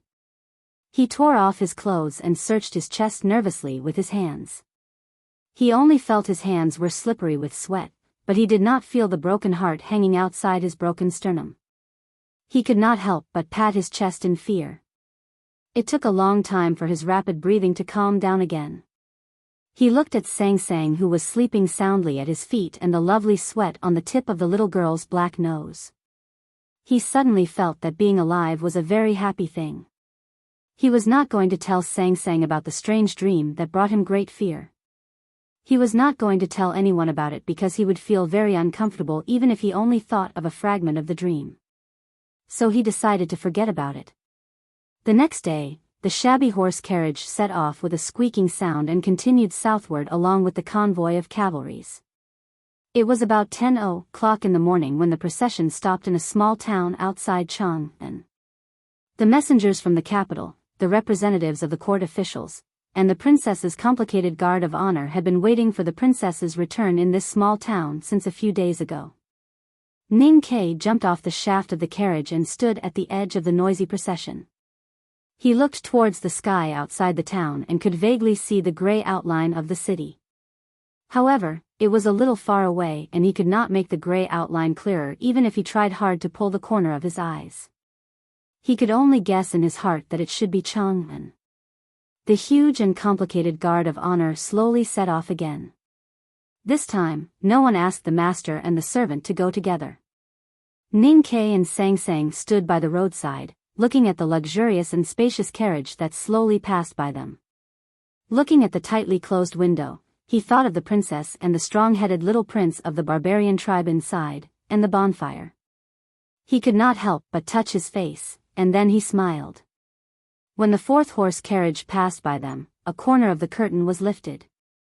Liu Qingchen gently stroked his white beard and smiled at Ning Ke, who was standing by the road. Ning Ke deeply bowed to the ground to return the greeting. When the bodyguards and the grassland barbarians passed by Ning Ke, they did not dismount from their horses but bowed to bid farewell with apologetic smiles on their faces. The imperial guard of honor was strict. Peng Guotao, the bodyguard leader, would have a bright future after returning to Chang'an. However, he dared not act rashly in front of the officials of the court. As for the grassland barbarians, after they bid farewell to Ning Ke with their hands folded in front of their chest, their expressions became much more relaxed and happy.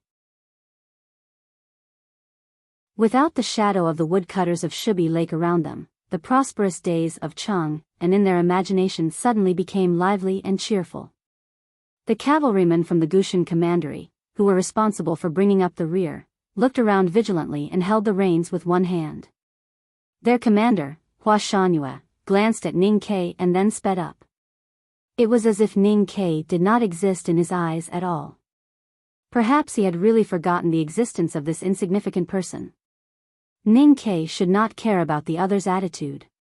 After entering Chang'an, the other was the son of a noble family and the most outstanding figure in the younger generation of the Tang military. Now that he had been released from the military, he was just a commoner at the bottom. If he was lucky enough to enter the academy, he would just be an inconspicuous brick in the imperial bureaucracy. No matter how he looked at it, he would no longer have anything to do with Hua Shanhua, who had once shown hostility and even killing intent.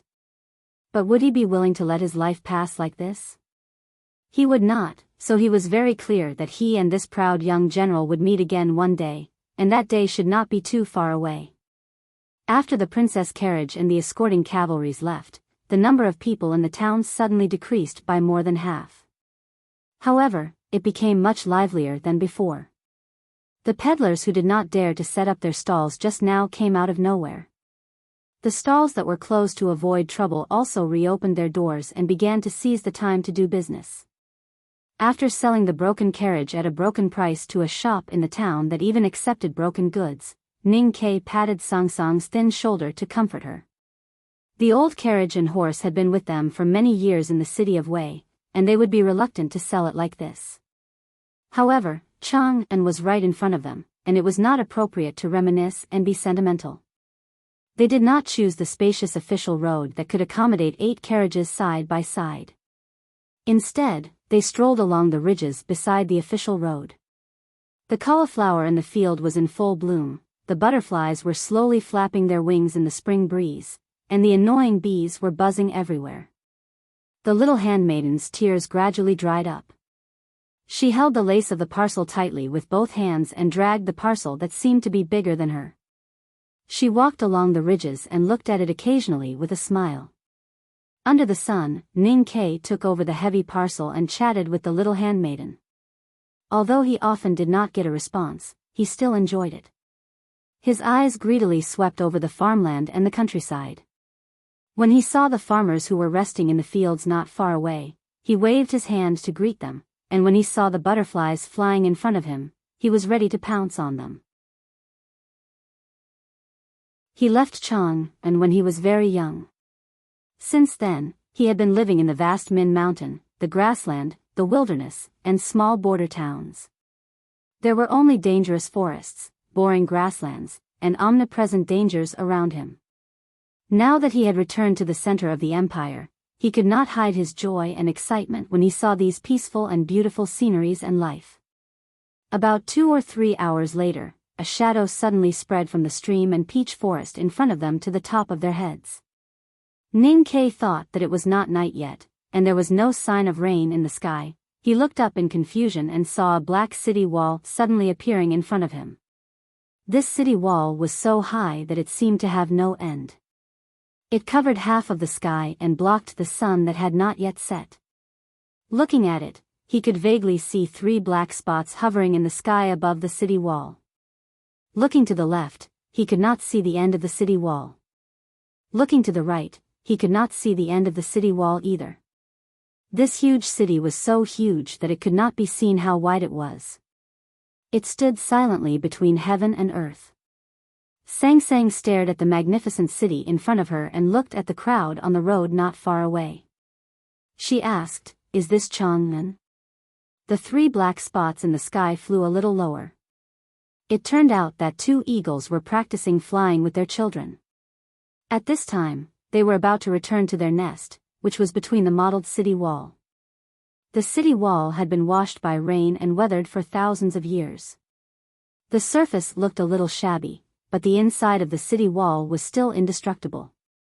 The young eagle learned to fly and returned to its nest. Ning Ke looked up at the world's most magnificent city with a sincere smile on his face.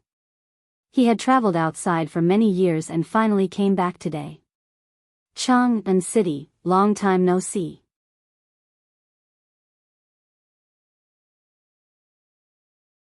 Chapter 28. Chang'an, the most magnificent city in the world, naturally lived up to its reputation. Because the city was so huge, the empire had opened 18 city gates in the east, west, south, and north directions. But even so, the officials, nobles, and common people who entered and left the city still blocked these city gates from time to time, forming a long queue on the official road. Ning Ke and Sang Sang waited in the long queue until dusk. Ning Ke, who was sweating profusely, could not help but think of the big traffic jam in the capital of another world when he saw the solemn sergeants carefully checking their luggage.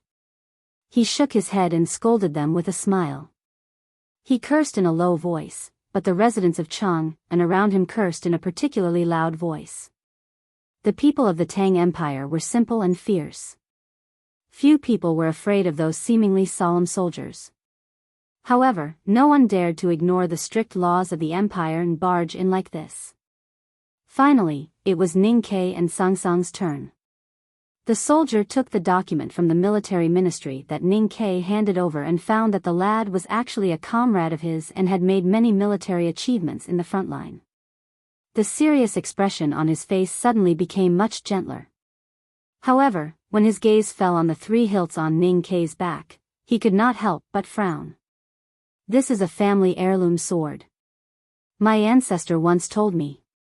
Ning Ke carefully explained. "As long as the sword lives, the man lives. As long as the sword dies, the man dies."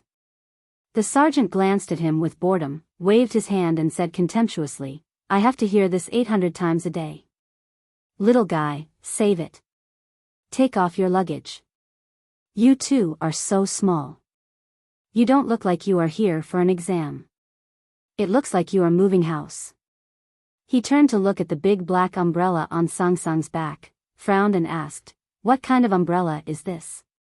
Why is it so big?"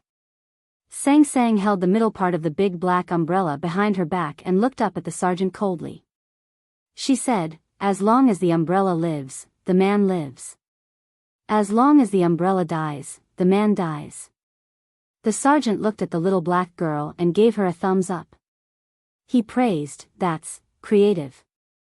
Ning Ke was untying his bag with a bitter smile on his young face. He thought to himself that he was probably the only one in the world who knew that Sang Sang's words were not a joke. There were bedding, blankets, and other miscellaneous items in the large bundle. The only thing worth paying special attention to was the boxwood bow and the quiver of arrows. When the soldier flipped through these items, his expression changed slightly. The city gate of Chang'an was long and dark. The exit on the other side of the city was very far away and looked like a small hole that could light up. One could vaguely see the setting sun in the distance. The red light slanted in but was swallowed up by the darkness and noise before it could spread far. Ning Ke and Sang Sang followed the crowd to that place. Sang Sang weighed the heavy bag on her back to make it more comfortable on her shoulders. She asked curiously, "Young master, are all the people in Chang'an as talkative as that soldier?" "Almost." Ning Ke answered, "All the wealth and power in the world are concentrated in this city. It's inevitable that the people in Chang'an are a little arrogant. But the more arrogant they are, the more polite and tolerant they appear to be to outsiders. That's because they want to show their elegance. And they are indeed a group of very elegant fellows. But if they don't show their arrogance, anyone would feel anxious. What about the people in Chang'an? They talk. From horse carriages to government offices, all the people in Chang'an are very good at chatting. From the secrets of the royal family to the anecdotes of brothels, it seems that there is nothing in the world that they don't know. Of course, what they like most is to talk about the wars and affairs of the countries or the counties of the Tang Empire in a light tone, as if each of them is a prime minister." Sang Sang giggled, which showed that she was really amused by Ning Ke's words. Previously, when they were checked at the city gate, there was no tragic scene of people being killed or their swords destroyed. Now the big black umbrella was on Ning Ke's back, and the 3 swords on Ning Ke's back were put into his bag. The boxwood bow was also unstrung. After that, the talkative soldier let them go without making things difficult for them. The Tang people worshipped martial arts.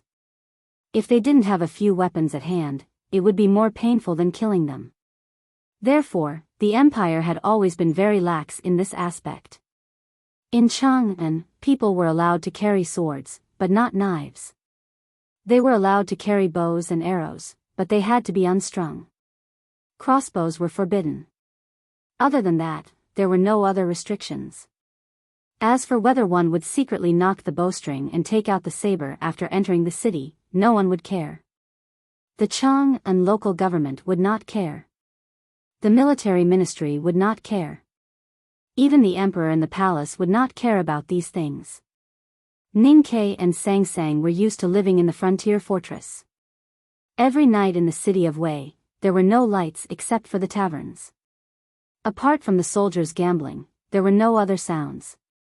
Therefore, when they entered Chang'an at dusk, they thought that they would see a quiet city about to sleep. Unexpectedly, at night, Chang'an was still. Everywhere was lively. The street was full of lights, which illuminated the flat bluestone road as if it were daytime. The pedestrians on the street were weaving, either stopping in front of the stalls or pointing at the stars to look at the sky. The men and women who stopped in front of the stalls were already together, while the men who pointed at the stars to look at the sky had probably just begun the process of hooking up. The Tang people, especially those in Chang'an, wore simple and plain clothes. They wore tight sleeves, short shirts, and flat shoes, which made them look particularly neat. Occasionally, there were men with wide sleeves, whose cuffs were also very short. Their hands hung out of the sleeves, which should make it easier for them to pull out the sharp sword in the sheath at their waist. There was a man in a green robe walking with a sword, and his long beard fluttered in the night wind. He looked like an otherworldly swordsman. However, when he saw a juggler on the street, he would also stop and crowd with a group of girls. He would stare nervously, and then clap his hands and cheer loudly. However, when the jugglers collected the money, he would return to the cold look of an otherworldly swordsman, which meant that it was impossible for him to take out dirty things like copper coins. The women in Chang'an were also very simple and plain. In other words, they were cool, and in other words, they were naked. In this early warm spring season, the women and girls on the street all had their arms exposed outside their sarong sleeves. There were even some charming young women who were bold enough to wear a tube top on the street, which attracted people's attention with their white and tender breasts. On the street, bare-chested barbarians looked around curiously with wineskins tied around their necks. The officials of the Yueluan kingdom, wearing winged hats, stroked their beards and shuttled between the taverns and brothels. The merchants of the South Jin kingdom leaned against the railings upstairs, watching the stars and drinking. From time to time, their pretentious laughter spread to the street, and a melodious melody came from some house. The wealth, romance, and temperament of the whole world seemed to be concentrated in Chang'an. It was so warm that it made people excited and intoxicated. Magnificence and gentleness coexisted, and swords and beauties reflected each other. Ning Ke held Sang Sang's little hand and walked in the sea of lights and people. His stunned and admiring look was very much like that of a brother and sister from the countryside. There was a verdant bird's head for drawing eyebrows, a fragrant millet butterfly powder, jade hairpin powder, and pearl powder on the face. Was that thing called rose cream rouge? Was that small bottle the legendary floral water? Sang Sang, whose hand was held by Ning Ke, widened her willow leaf-like slender eyes and looked at the bottles and jars on the street stalls. She felt that she could not walk anymore. There was a young lady swaying her waist and walking in front of her. How could her plump buttocks under the skirt be so bouncy? A young girl with a drooping ponytail squeezed past her with a giggle. Why did her faint body smell like an orchid? Why did she wink at those charming young women who were picking flowers for men at the stalls? Did she think that the young man was a little cute? Ning Ke held Sang Sang's hand and looked around happily. He did not remember that Chang'an was such a unique place when he was young. He felt that he could not walk anymore. Since they could not walk anymore, they walked slowly. The street finally became a little quieter. However, before the two visitors from the border town could calm down and relax, they heard a shout in front of them. Countless people of Chang'an poured out from all directions and blocked a street corner in front of them. Duel. Through the dense crowd, they could vaguely see two men with swords on their waists staring at each other with hatred. Both of their right sleeves were cut off by swords and thrown on the ground between them. The world became quiet. All the onlookers tightly shut their mouths. Ensuring the fairness of the duel was deeply rooted in the blood of every Tangs. Even onlookers had their own rules. The rule of the duel is that cutting one's sleeve represents a challenge. If you accept, you have to cut off a piece of your sleeve. Ning Ke took Sang Sang's hand and squeezed out of the crowd. He explained to her, this kind of duel is called a live game. It's fine as long as there is a winner. There is another kind of duel, called a dead game. It needs to be confirmed by the government. The challenger of the dead game has to cut his left palm. If the opponent accepts, he has to do the same. Can I not accept? Sang Sang asked. Of course. Ning Ke wiped the sweat off his forehead and patted the big bag on Sang Sang's back to make sure there was no thief. Then he continued, but sometimes people, especially men, can easily become idiots. For example, when they go crazy for women, love, dignity, and other messy things. The two of them squeezed out of the crowd. Sang Sang looked up and asked confusedly, why don't we stay and watch? I remember that you liked to watch when we were in the city of Wei. You squatted by the side and watched the whole night when the pig was being killed. I've seen a lot of cows and sheep. That year, the pig was killed for the first time in the history of the city of Wei. Of course I have to watch it carefully. Things like duels happen every day in Chang'an. If you want to watch it, there will be plenty of opportunities in the future. Ning Ke said calmly, moreover, this is Chang'an. I just want to study in the academy. I don't want to cause any trouble. From now on, we have to be like two dogs and behave with our tails between our legs. Sang Sang shook her head and thought to herself, I don't want to be a bitch. As for you, young master, just kill less people in Chang'an. It's not suitable for you to behave with your tails between your legs. Let's find an inn. Ning Ke seemed to read her mind and said with a sense of failure, I'm sleepy. Sang Sang pointed to a building on the street ahead and said, Look, there's an inn.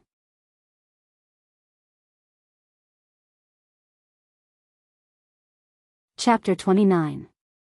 Of course, the name of the inn was not really Room Inn. They spent a night there. Ning Ke and Sang Sang rubbed their eyes and yawned as they walked out of the door of the inn. They did not remember the name of the inn. They found a kind-looking old woman on the street and asked for directions. Then they walked toward the South City. They asked for directions again and again through the alleys and streets, and finally saw 2 big locust trees. From the moment they saw the locust trees, memories that should have been vague but were actually very clear flooded into Ning Ke's mind. He closed his eyes and thought for a while, and then walked over with Sang Sang. There was a quiet alley between the 2 big locust trees. It was wide enough for a horse carriage to pass, but it did not look luxurious. There was no sound coming from the houses on both sides of the street. Many towering trees stretched out from the walls of the courtyards, covering the heads of people in 2s and 3s. The trees covered the spring sunshine and gave the place a cool shade. They walked to the middle of the alley and saw 2 mansions facing each other. The stone lion on the right side of the steps was very clean, with no obvious dust or fallen leaves on it. The red door was tightly shut, and the brass ring was silent. On the other hand, the one on the left was in a much more dilapidated state. The paint on the door was peeling off, and the 2 seals were floating weakly in the wind. There was only 1 stone lion left, and the other one had been moved somewhere. Even the one that was left was already dilapidated. It was missing an ear and a claw, and the back of the pedestal was covered in black mud that somewhat resembled congealed blood. Ning Jiong looked at the broken stone lion in front of him, and remembered the time when he played with Xiao Shun beside the lion when they were young, and then they were punished by the adults in the mansion. Then they walked through the alley, and he seemed to see the scene when he bravely ran away from home with the little guy to avoid the teacher's wooden board when he was 4 years old. Sang Sang's eyes moved back and forth between the 2 doors and Ning Ke's face. She felt that he was gloomy and sad at the moment. She did not know why, but she also felt sad and felt that the wind in the alley was a little cold. That dilapidated yard was the mansion of the former Xianwei general, Lin Guangyuan. In the first year of the Tianqi era, when the emperor was inspecting the southern swamp, a case of treason broke out in Chang'an. The prince personally presided over the trial, with the prime minister and other ministers watching from the side. In the end, Lin Guangyuan was convicted of treason, and the whole Lin family was executed. This case had long been treated as an ironclad case, and no one in the imperial court thought of reversing the verdict. Even if some people remembered the incident, they would occasionally think of the servants and stewards who should not have died. They would feel sorry for them and hate Lin Guangyuan even more. This man had committed a heinous crime. Not only had he caused his own death, but he had also implicated so many innocent people. In the 10 years after the general's mansion was taken back by the imperial court, it had been bestowed several times. However, when the officials who received the bestowment heard that it was a dangerous place, they all politely declined. There were many large mansions in Chang'an, so they were not afraid of not having a place to live. However, as a result, this mansion had long been empty in this street, and it had become more and more dilapidated. When walking through the gate of the general's mansion, Ning Ke's eyes flashed with sadness, and no other strange emotions could be seen on his face. He did not stop, and even his footsteps did not slow down. He was still walking as usual, so Sang Sang, who was carrying the big black umbrella, had to keep up with him as usual. The big black umbrella bounced off the little girl's back and then fell back, making a paw sound like a drum that represented the passage of time. The 2 of them walked calmly through the long alley, between the vermilion door and the broken door. They were like 2 ordinary tourists who had mistakenly entered a street in Chang'an in spring. No one wants that haunted house, but the house opposite is very popular. Why? Back then, the Xianwei general and the Minister of Council lived opposite each other. The Xianwei general's entire family was executed, but the Minister of Council rose to the top and is now a scholar of the Imperial Library. How many 4th and 5th ranked officials would want to take advantage of the mansion he once lived in? At the corner of a restaurant at the end of the street, Ning Ke and Sang Sang sat at a small table in the corner, quietly eating dishes and drinking porridge, but listening to the idle chatter of the old neighbors. For these old neighbors who had lived in the neighborhood for decades, or even generations, the most worthwhile things for them to talk about were naturally the treason case of the general's mansion and the path of the official of council. They did not get tired of talking about these things every day, which suited the master and servant's wishes. Speaking of scholar Xing Jing, he was just an official of council back then, but then he suddenly rose rapidly. There's a wonderful thing about this, I wonder if you've heard of it?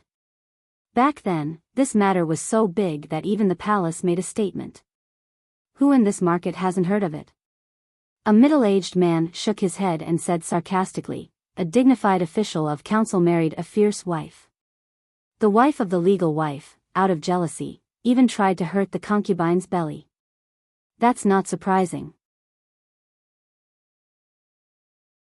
As a result, the concubine went through all kinds of hardships to give birth, and she still wanted to hurt the poor child. In the end, if the palace didn't issue an order, who knows what would have happened in the mansion? You only know that the palace issued an order, but do you know who did it? The man who spoke earlier sneered and bowed toward the north of Chang'an City. Let me tell you, it was the Empress Saint Emperor who flew into a rage after knowing about this. She personally wrote a letter to Lord Xing Jing, ordering him to discipline his wife. Her Majesty, the people who were drinking at the table looked at each other and smiled knowingly. Everyone in the world knew that the Tang Empire had an extremely great empress who was deeply loved and trusted by His Majesty. She even had the power to read memorials and judge officials. However, this empress was just a very ordinary concubine in the palace. In the words of the common people, she was His Majesty's concubine, and later remarried and became the legal wife. With such a background, everyone could guess the reason why the Empress was so concerned about the affairs of the official of council's mansion and was so angry because the official's wife abused his concubine and murdered her child. Lord Xing Jing's legal wife was born in a prominent family in Qinghe Prefecture, and it was precisely because of this that he had been tolerating her. However, he didn't expect that the cowardly civil official in the eyes of others could be so ruthless. After the Empress's letter was sent to the mansion, Lord Xing Jing gathered his family that very night and publicly beat 3 stewards who murdered his concubine's child. Then he sent his wife back to Qinghe Prefecture with 2 slaps and a small sedan chair. He divorced his wife so cleanly. Speaking of which, the reason why the official was so decisive back then was probably because he had no choice but to protect himself under the Empress's power. However, he didn't expect that he would do it so cleanly that he won the favor of the Empress. She felt that he was a useful person, and because of some other reasons, the official was able to become an official and is now in the Imperial Library. It is said that fortune and misfortune come hand in hand, but who would dare to imagine that having a fierce wife who killed his concubine and son would eventually lead to a man's official career?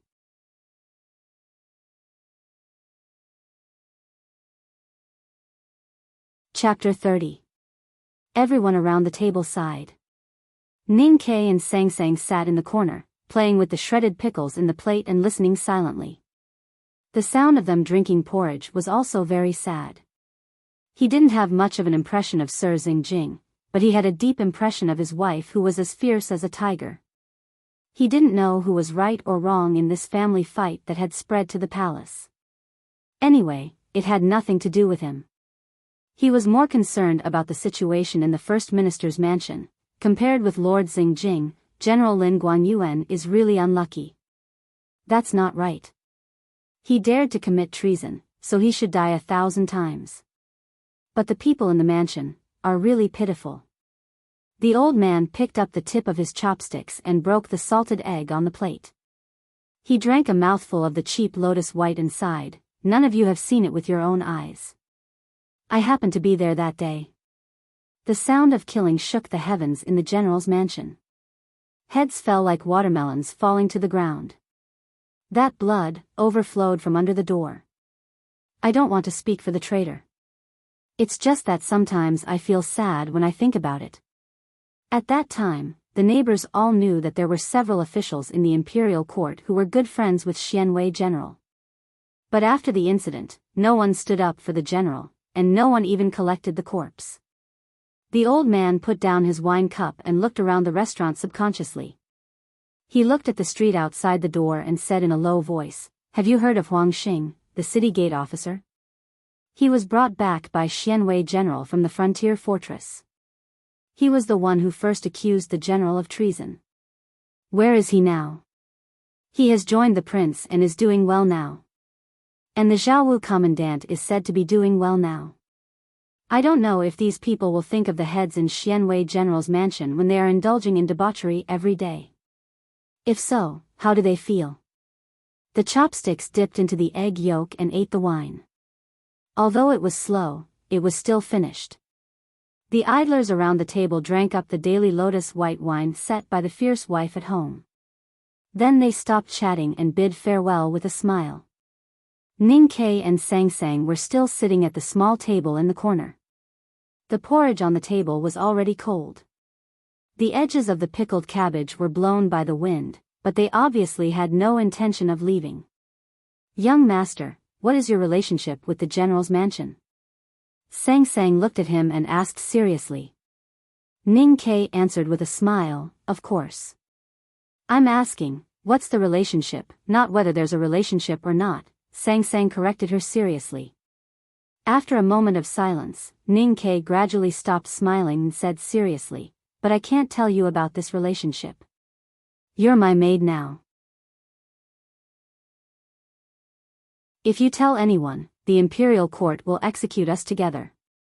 Sang Sang looked into his eyes and knew he was joking. She shook her head and said, "Young master, you are talking nonsense. In my great Tang, the number of people killed by nonsense is no less than the number killed by the barbarians." Ning Ke laughed and replied, "Sometimes we all know what's going on, but we can't say it, because once we say it, someone will die. So when we have to say it, we can just keep talking nonsense." After saying this, he picked up the wooden chopsticks again and rolled up the sleeve of his right hand. His gaze moved back and forth between the 5 small plates of pickled vegetables and the 2 bowls of cold porridge on the table, hesitating over what to do next to kill time. At this time, a young man walked into the restaurant. He was very thin and looked very ordinary.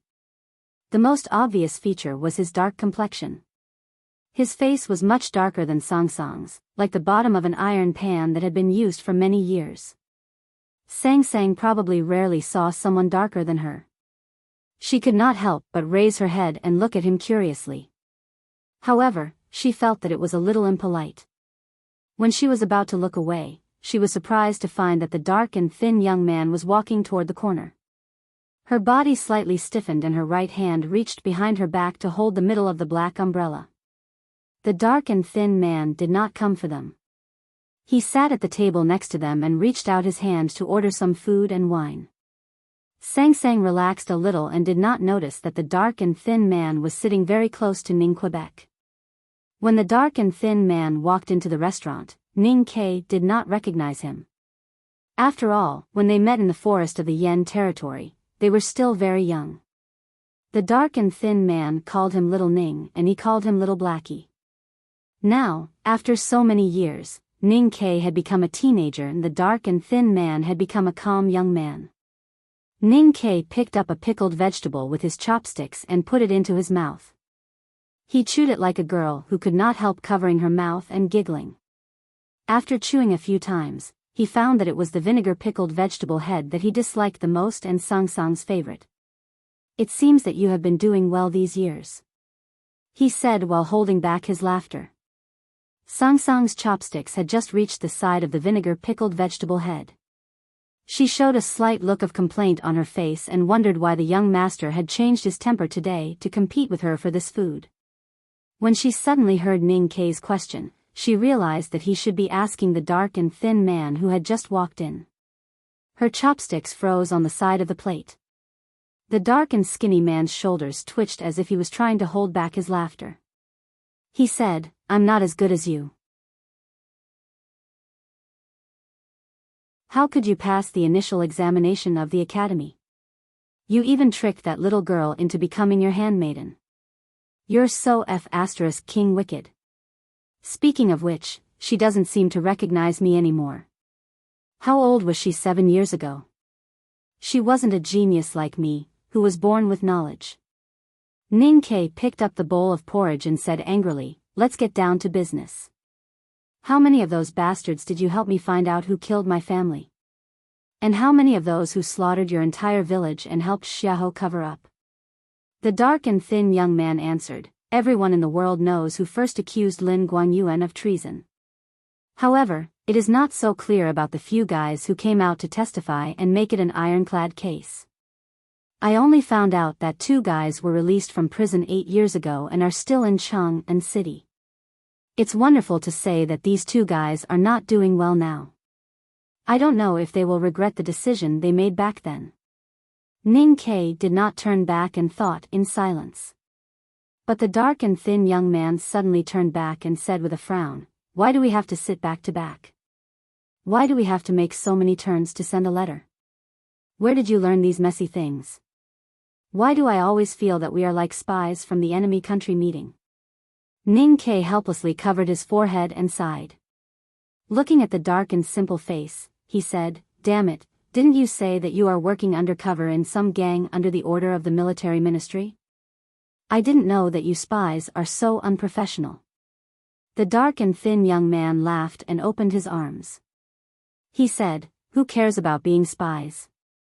After so many years, I have to see what you and Sang Sang have become." Ning Ke opened his arms reluctantly and hugged the man in the dark corner of the shabby restaurant. The dark and thin young man was called Zhuer. He was Ning Ke's first friend in the world. The 2 of them met at a very coincidental time and also for a very coincidental reason. It was so coincidental that the 2 of them decided to become each other's companions in life and never leave each other's side in the time it took to tell 2 stories. Because they had the same goal in life, to kill Xiahou. Or that prince.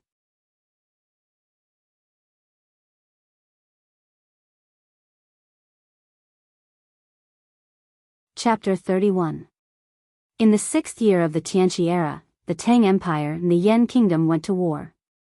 General Xiahou led the right army and did not arrive on time and was severely reprimanded by the imperial court. General Xiahou reported that they encountered the Yan Kingdom's ambush at the Yellow Wind Ridge and the right army killed them before chasing after them. The people in Chang'an did not know that the Yan cavalry that Xiahou led on the right side of the army and killed were actually the border residents of the Yellow Wind Ridge. Several villages were slaughtered by the right side of the army and Xiahou used the heads of the strong men of the villagers to pretend to be the leader of the cavalry. After that, he pushed the responsibility of the villages to the Yan Kingdom. The massacre of an entire village was a big deal anywhere, especially in the Tang Empire. Therefore, the imperial court did not believe Xiahou's explanation and sent competent officials to investigate. However, those villages had already been massacred and there was no witness. The investigating officials also had some problems. Therefore, the imperial court later concluded that Xiahou was telling the truth. Because of the massacre, the Yan Kingdom sacrificed a large piece of fertile land in the west of the river and sent the crown prince as a hostage to barely appease the Tang Empire's anger. However, not many people knew that the villagers who had their heads chopped off and burned were crying in the underworld. No one knew that a dark and thin teenager had escaped from the village. That dark and thin teenager was Zhuer. He met Ning Ke by the Min Mountain and was taken away by a cultivator. Until today. Hey, what state are you in now? No doubt state or see-through state. Yo, a cultivation idiot like you actually knows about states?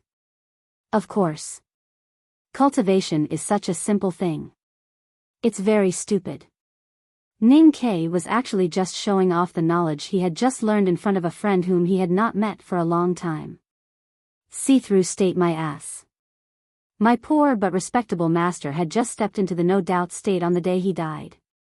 As for the poor and sad me, I'm still struggling in the initial state. Otherwise, I wouldn't need to be *King spy. Ning Ke looked at him mockingly and said, I really don't know what that old man saw in you back then. I begged him to go with me, but he didn't want me. Instead, he saw you as a silly charcoal head. Surprisingly, Juer didn't refute. After a long silence, he said, Little Ning, in fact, I've been thinking that I didn't learn anything from my master. You're so smart. If you followed my master at that time, would it have been better? At least, you wouldn't be like me now. I've been in the army for so many years, but I still haven't been able to get close to Xiahou. I can't get any news from the upper echelons no matter how hard I ask.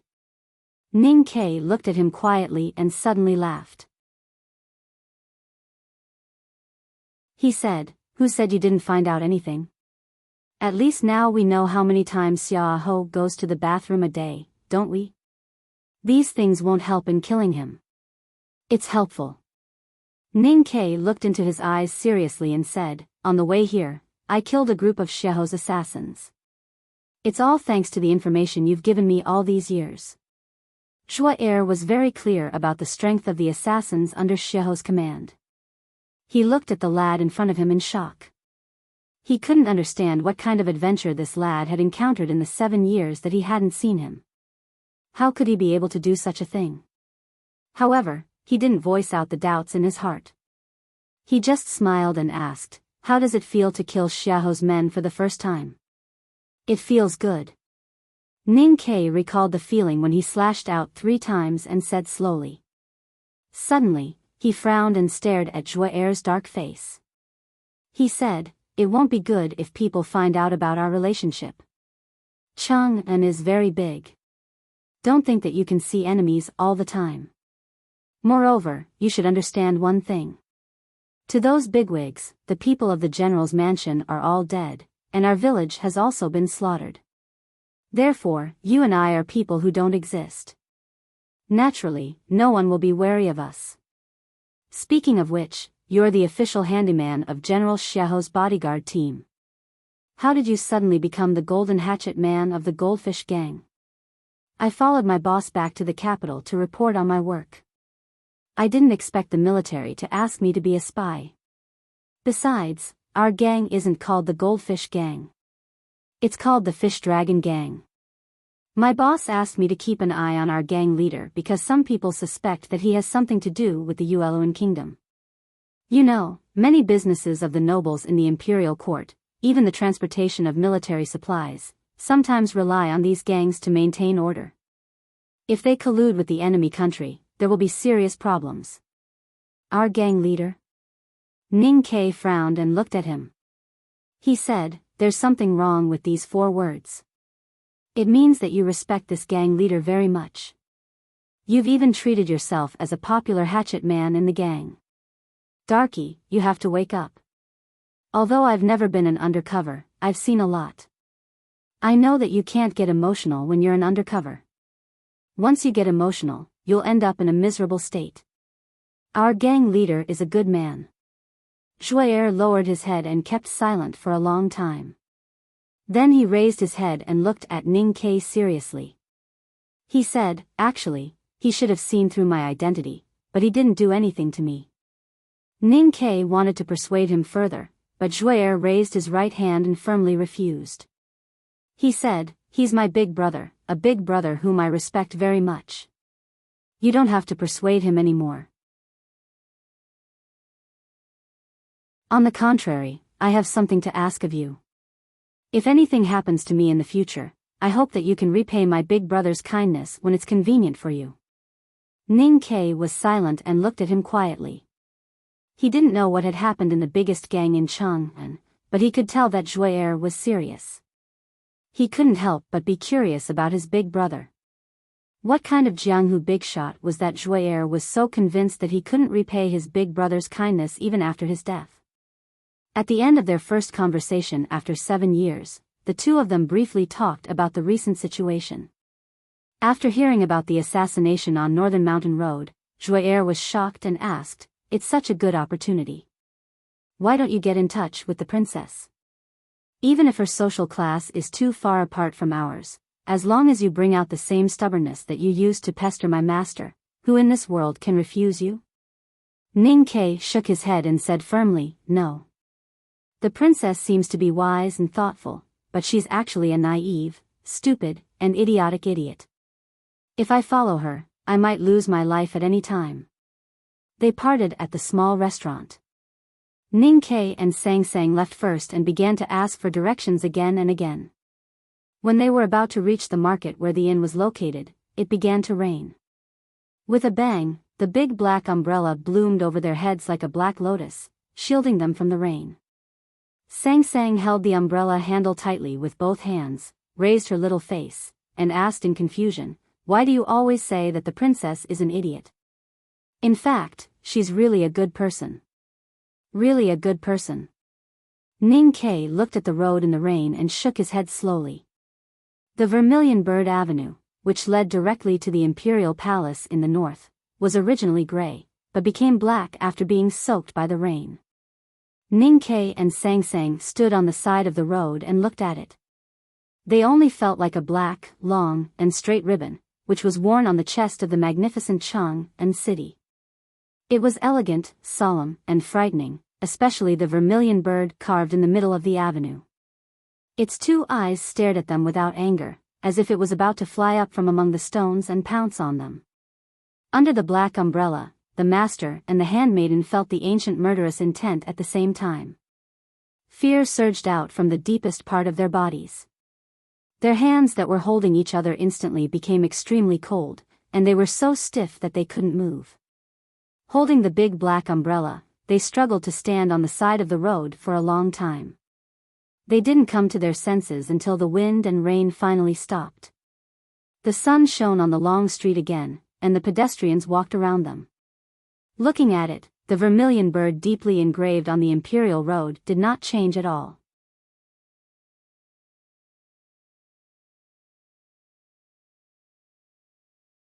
Chapter 32. When they woke up in the inn the next morning, they washed up and got ready to dress up. They had to go through the procedures and get the certificate of admission to the academy, so they wanted to look good. Ning Ke sat in front of the window and looked at the book in the morning. He squinted his eyes and was ready to enjoy Sang Sang combing his hair. He did not expect his hair to be pulled and felt a sharp pain. He turned around and looked at the little girl helplessly. Is it so hard to comb my hair? Young master, why don't you try it yourself? In the past, you just casually combed your hair into a bun in the city of Wei, but today you want to learn from those scholars. I have never learned that. Sang Sang retracted her hand that was holding the comb and said angrily. Look at your attitude. You also know to call me young master. Ning Ke said angrily, who is the young master and who is the girl? I just said a few words and you asked me to comb my hair myself. You have to understand that I will enter the academy soon and become a serious scholar. If you don't know how to do it, then go and learn it. You have to comb your hair like that every day. Ever since yesterday, when they saw that painting in the rain on Vermilion Bird Avenue, the master and servant pair's emotions had always been a bit problematic. However, they simply couldn't understand what they felt at that time, and even more so couldn't be sure if what they felt at that time was real. Moreover, there were some very obscure reasons, so they hadn't talked about this matter. Ning Ke looked at Sang Sang's face, which was darker than before, and said with a smile, okay. I will take you to Chenjinji Cosmetics Store after we finish our business. Hearing this, Sang Sang raised her little face and smiled. She turned around and took out a knife from her bag and handed it to him. Ning Ke took the knife and walked into the small courtyard at the back of the inn. He began to practice with the knife in the morning light. His movements were precise and fierce, but his messy and fluffy hair shook with his movements, which made him look a little funny. The Tang Empire was the center of the whole world. Chang'an was a place respected and worshipped by thousands of countries. The academy, in a sense, was the center of the Tang Empire. It was a place that was respected and worshipped by thousands of people. Sometimes, the influence of the academy even surpassed that of the royal family. Ever since he knew about the academy when he was a child, Ning Kei's brain, which had been washed by vulgar conspiracy theories, had never figured out why the Tang Empire, or the royal family, would allow such a place to exist. As the saying went, there was only one sky above one's head, and there was only one sun in the sky. Then how could there be two voices in an empire? No matter whether he could figure it out in the future or not, at least this day's experience finally made him feel the lofty status of the academy in the Tang Empire. He also realized the respect and even awe the imperial court had for the academy.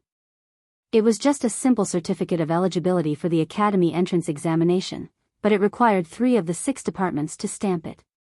Furthermore, only officials above the rank of Lang Zhong were qualified to do this.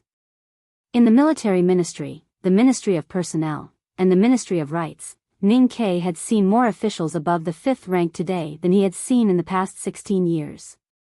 If not for the fact that his military status had not been changed to civilian status, he would even need to go to the Yamen of the Ministry of Revenue. Although the spring day was warm and pleasant, he was still sweating profusely after going through so much trouble in the north city of Chang'an. He could not help but think that even if the imperial court wanted to send troops to the South Jin Kingdom, they would not need to go through so much trouble. The imperial ministry was a place with a strict hierarchy. Ning Kei was just a small soldier from a border town with no background. He had thought that he would be treated with contempt and coldness. However, when the officials saw his name, they did not make things difficult for him as General Ma Shixiang had warned them. They just waved their hands and let him pass.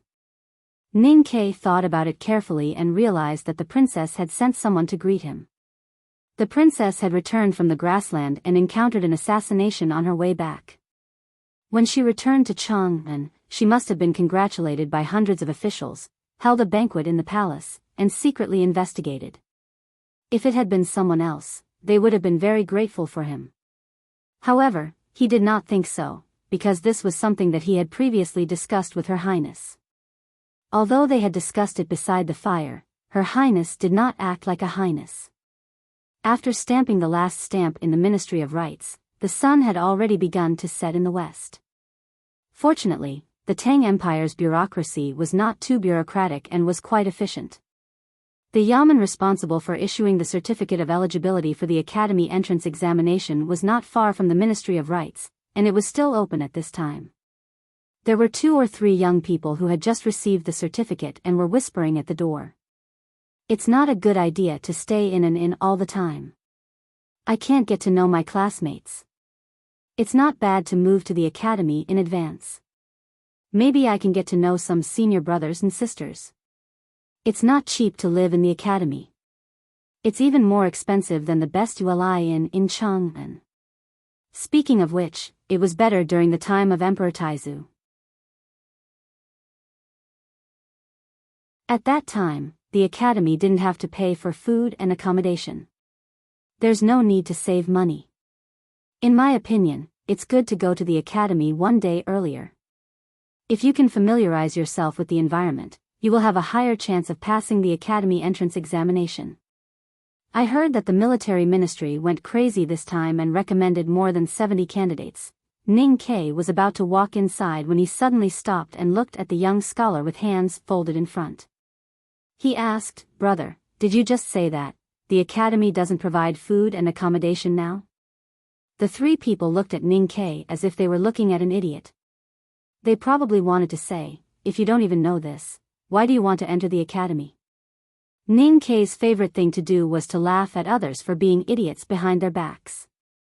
At this time, when someone said he was an idiot to his face, he naturally could not accept it, so he turned around and entered the door.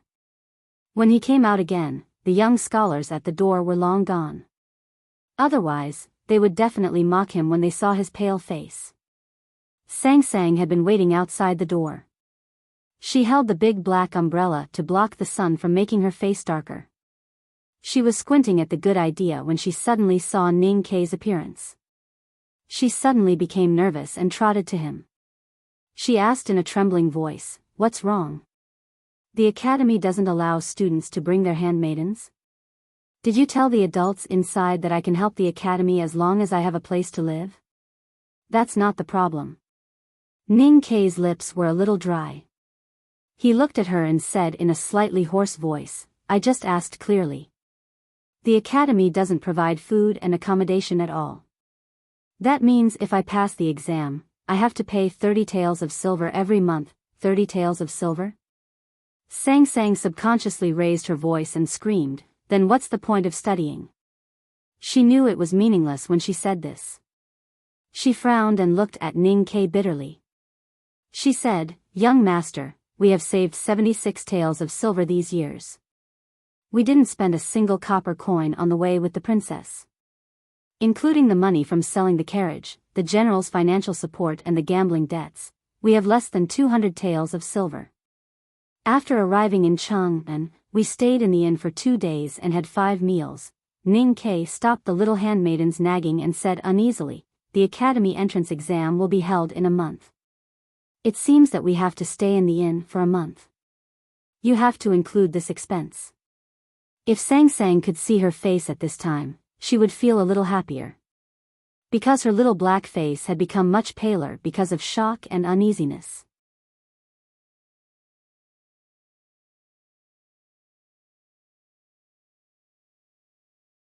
Chapter 33. About the same time as yesterday, there was another spring rain in Chang'an City. The raindrops hit the thick surface of the big black umbrella and made muffled sounds, like water falling into dust. Not a single drop of rain could penetrate the surface of the umbrella. The area of the big black umbrella was large enough to shelter an entire football team from the wind and rain.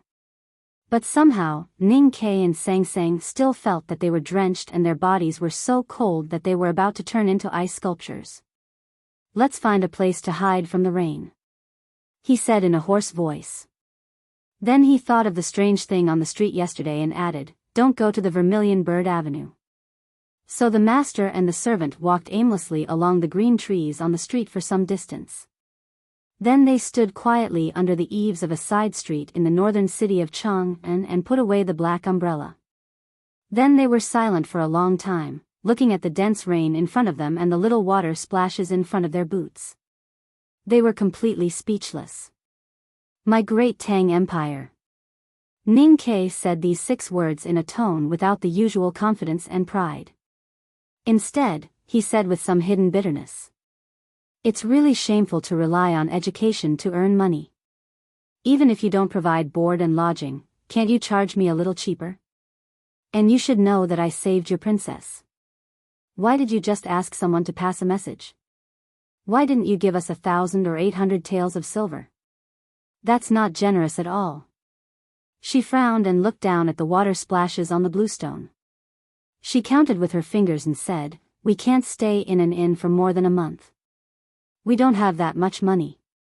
If you insist on taking the academy, then it's meaningless even if we go to a shabby temple. We only have less than 200 taels of silver, and we have to spend it every day. So our problem now is not how to save money, but how to earn money. How to earn money? The young man used the umbrella as a cane and sighed. That's a problem.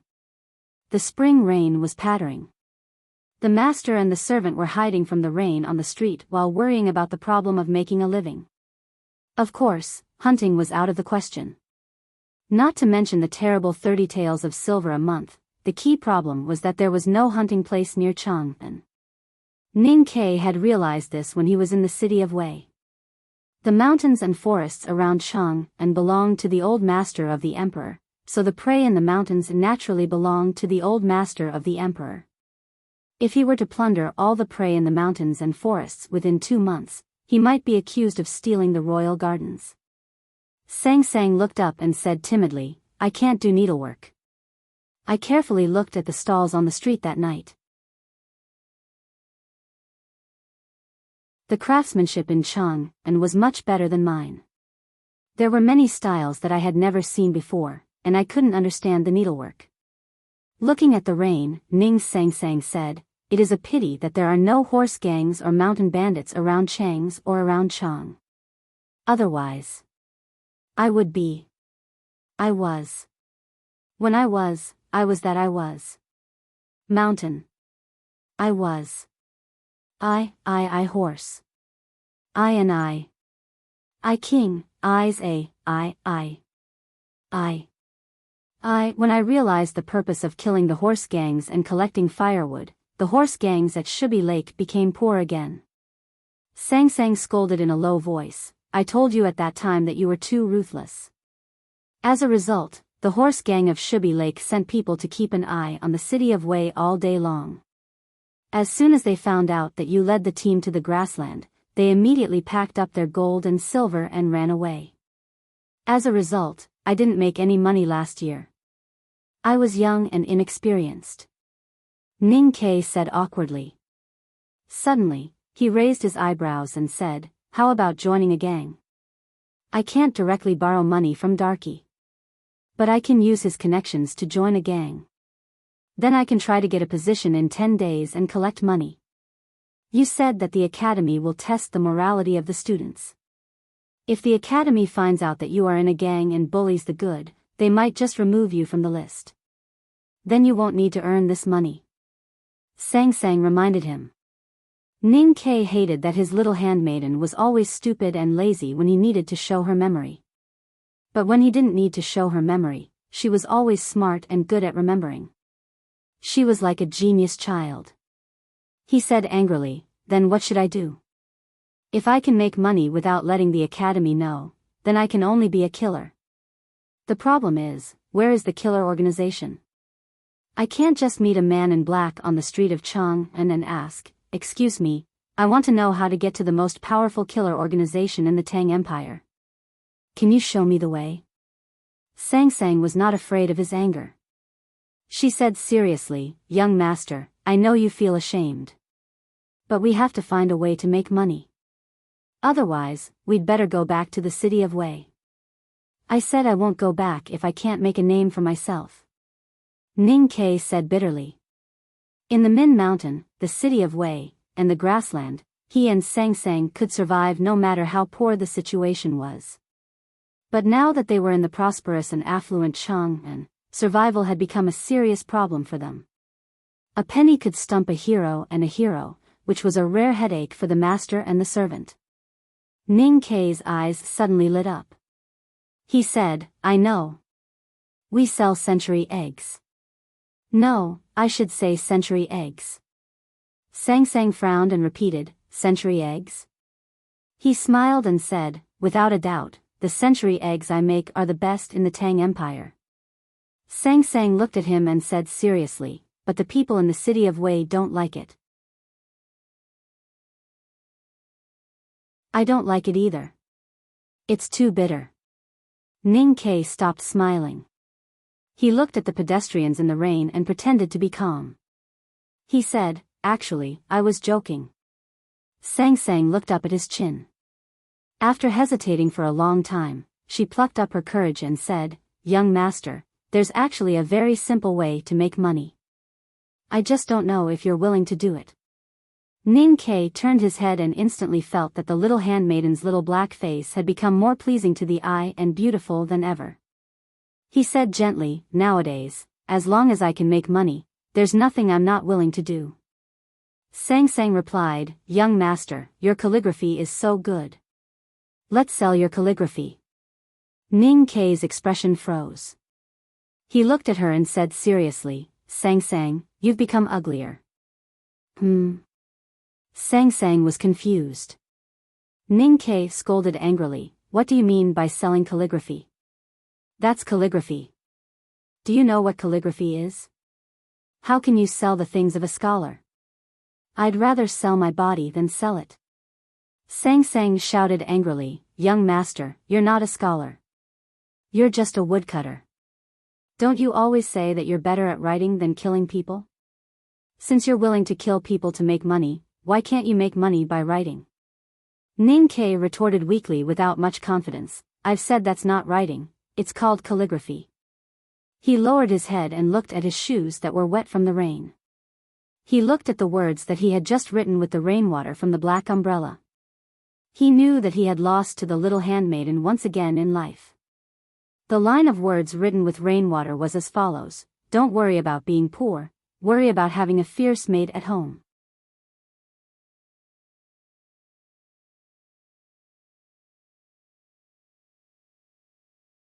Chapter 34. You can sell it, but I have a condition. What is it, young master? You can't set up a stall on the street. You have to have a storefront. A storefront is very expensive. I want it to be expensive, because my calligraphy has to be expensive too. Otherwise, I can't afford to lose face. Okay, I'll listen to you. Ning Ke, who had been utterly defeated by the little handmaiden, still fought a difficult battle after he decided to surrender. After making sure that he could gain some benefits or face, he finally agreed to open a shop to sell calligraphy. Now, the most practical problem in front of them was how to find a suitable shop. Last night, when they wanted to find an inn, there was an inn. Today, when they wanted to find a shop, there was a sublet shop. Even Haotian, who favored the world, would not give too many opportunities for such a good thing. They had to find an intermediary for this kind of thing. The manager of the intermediary took out a map and pointed out the vacant shops for them like commanding an army. He casually mentioned a few prices.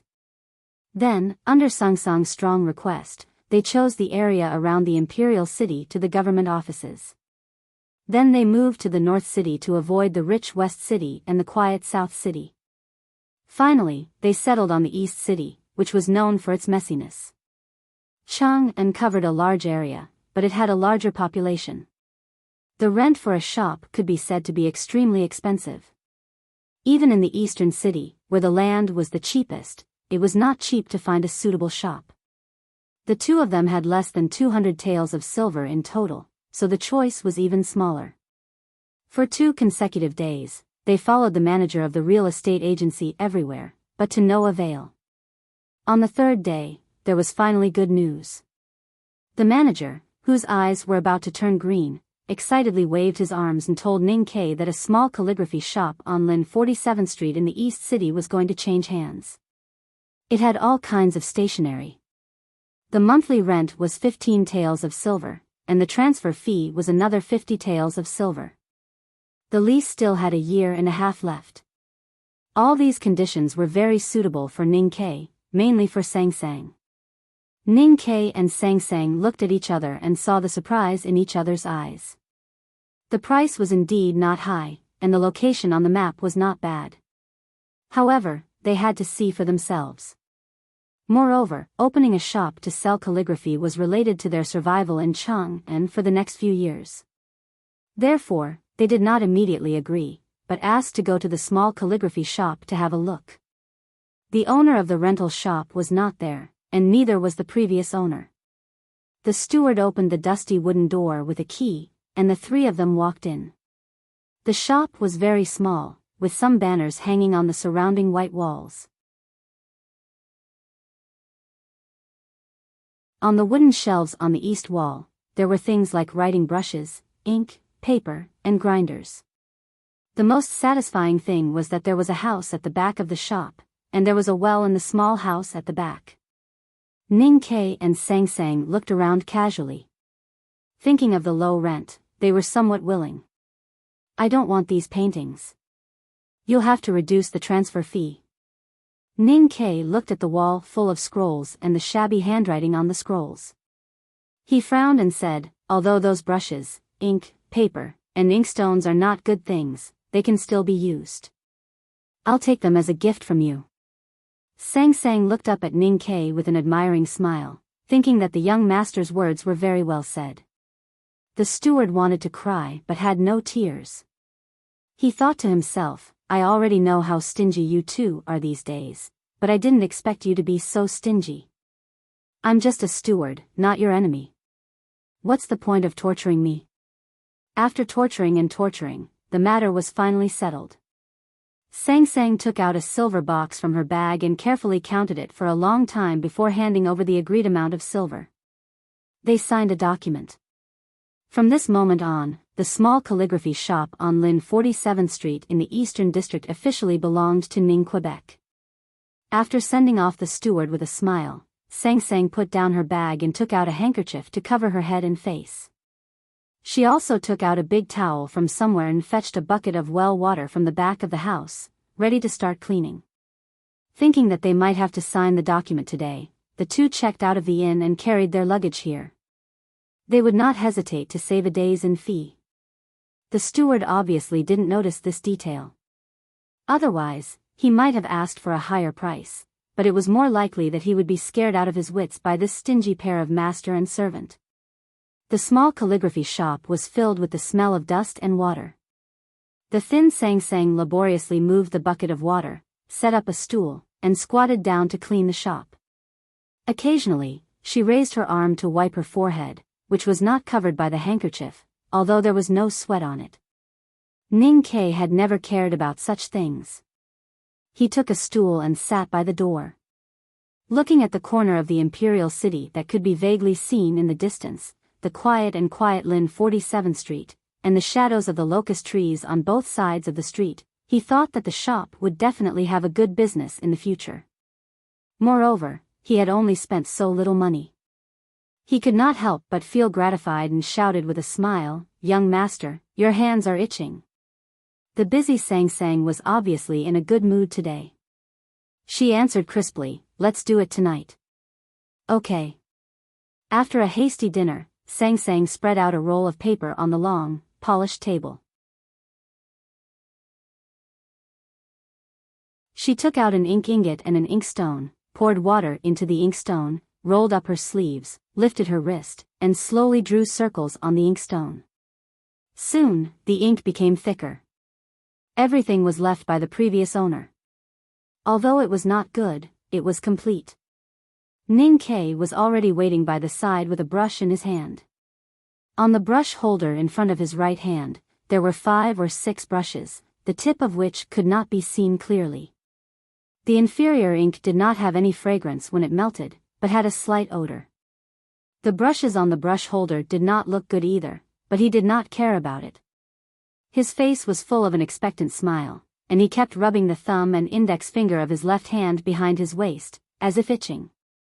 The so-called itching did not mean that he wanted to steal money, nor did he want to spank the little handmaiden's skinny butt. He just wanted to write. Ning Kei liked to write. Even if there was no paper, ink, brush, or inkstone beside him, but only a withered branch or a big black umbrella soaked in rain, he would write on the mud or bluestone from time to time. For the past 16 years, the enjoyment of writing was undoubtedly the most important thing in his life, along with meditation. Ning Kei dragged the brush into the ink slowly and absorbed enough ink until he was full of energy. Then he stood shoulder to shoulder, quietly looking at the roll of paper in front of him. He lifted the brush out of the inkstone like a sharp knife out of its sheath, and his pen fell into the paper like a knife cutting into the bone. With a slight movement of his wrist, a vertical line appeared on the paper. This vertical line was like a thick eyebrow of a big man with thick eyebrows. With the first touch of the broken paper, his pen's momentum paused and then mellowed. Over the years, the line of writing had already been deeply ingrained in his bone marrow and blood. He did not need to deliberately plan and manage it. He could naturally write on the paper as long as he casually did it. As the tip of the brush gradually moved to the left, a clumsy but free aura leaped out. The first piece of calligraphy he wrote in Chang and only had 16 words. The mountains are high and the rivers are long, and there are thousands of things. If I didn't have an old brush, would be poor.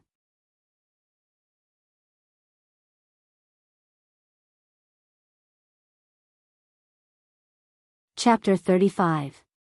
Ning Kei's ideal life was to have a good brush, ink, paper, inkstone and a beautiful knight, a beautiful handmaiden by his side, a cup of tea in front of him, 3 burning incense sticks by the table and a bright moon outside the window. He could roll up his sleeves to write as much as he wanted, and when he was done, he could raise his head and flick his fingers to send a handleless flying sword to kill a general from thousands of miles away. This was Ning Kei's ideal life. On the first night in the house on Lin 47th Street, he felt that he was infinitely close to his ideal.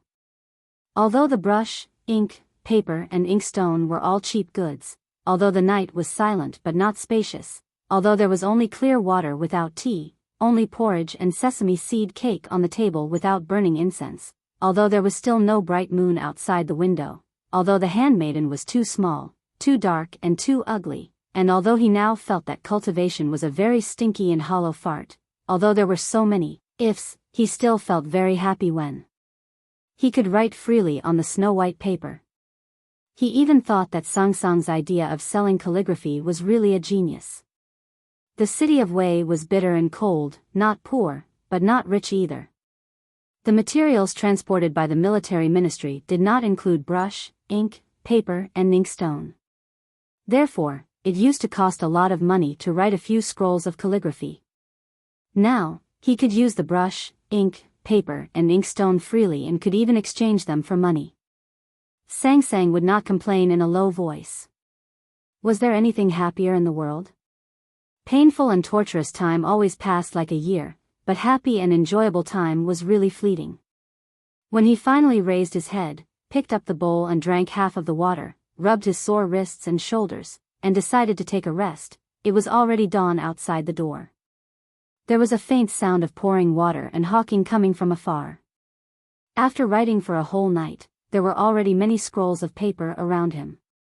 Except for the 2 cursive works at the beginning to vent his emotions, he wrote the rest of the works honestly. He wrote what Sang Sang thought would sell well. It seemed that there was no plan, but in fact, there were vertical scrolls, horizontal scrolls, long scrolls, and even a large central hall, but it had not been mounted yet. The scrolls of paper at the foot of the table seemed to be ink papers of different shapes and sizes. Ning Ke had practiced hard for many years and copied thousands of scrolls, so he was very confident in his handwriting. However, he could not use those skills that he was most confident and proud of in Chang and city. Otherwise, if the onlookers asked him which year was the 9 years of Yonghe and what was the Kuaiji mountain, how could he answer them? Therefore, he could only copy some poetry collections from the present world, as well as some widely circulated scriptures.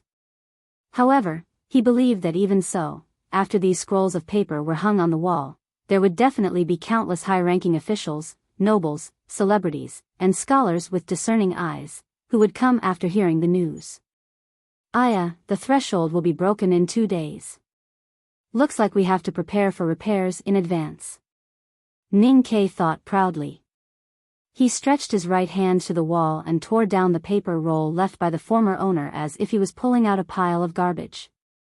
When he was about to ask Sang Sang to find a framing shop to hang up his masterpiece, he found that the little handmaiden had fallen asleep in the corner of the room, hugging her knees. I was just about to ask you to buy 2 bowls of Chang An's famous hot and sour noodles to try.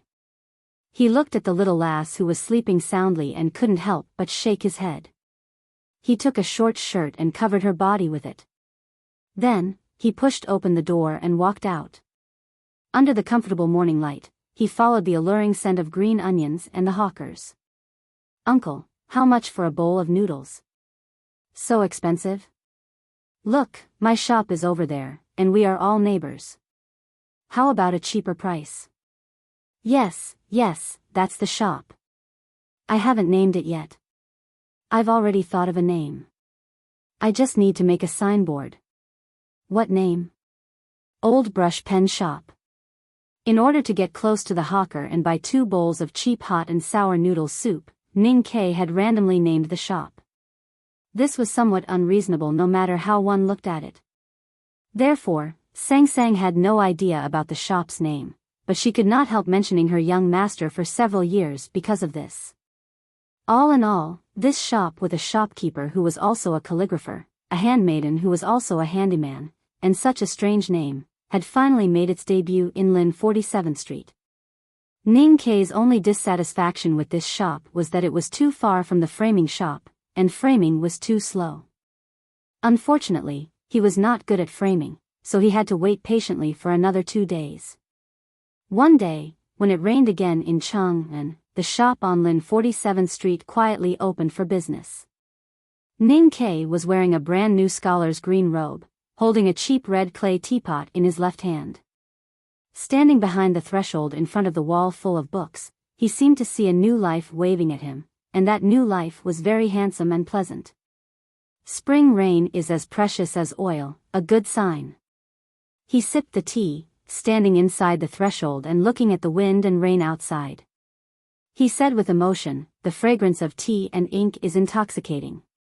It's really a grand undertaking. Talking and laughing is better than getting drunk in one's life. The young lad with a tender face was wearing a scholar's green robe, but he did not look handsome at all. Instead, he looked a little comical. Holding the teapot and acting old, he said such words in an old-fashioned tone, which made him look even more adorable. Someone was sheltering from the rain under the eaves outside the threshold and happened to hear Ning Kei's words. He subconsciously turned around and looked at Ning Quebec. After a slight shock, he could not help but laugh. It was a middle-aged man in a green robe with a sword casually tied to his side. His handsome eyes and brows were naturally free and easy, and his smile instantly brightened the rain outside the eaves. Ning Kei then realized that there was someone outside the threshold and knew that the man had heard his sour words. He could not help but feel a little embarrassed. He coughed twice and turned to look at the corner of the imperial palace in the distance, pretending that nothing had happened. The middle-aged man was probably a little bored. He turned around and walked into the shop.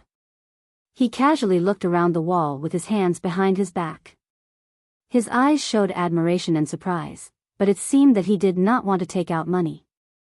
As the saying goes, a scholar should always have some vigor.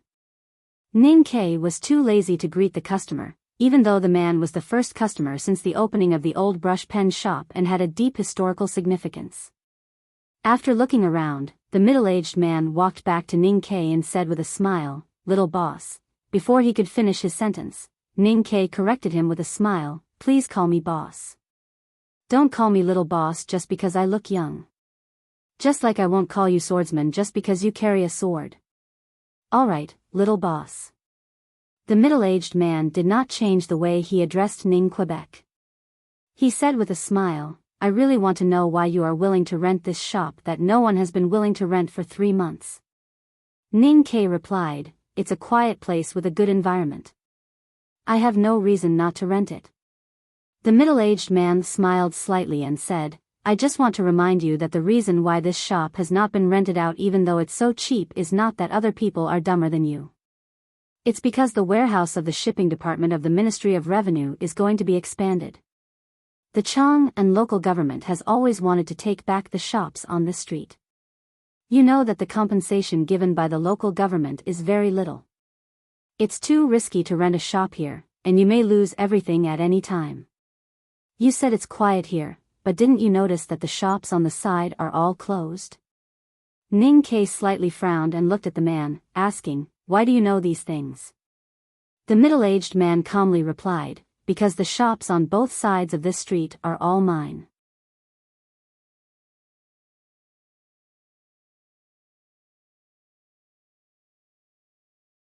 Chapter 36. When the shop opened, the first customer was the owner who was qualified to collect the rent. It did not seem to be a good sign. Ning Kei's mood did not become too bad after hearing such a troublesome insider news.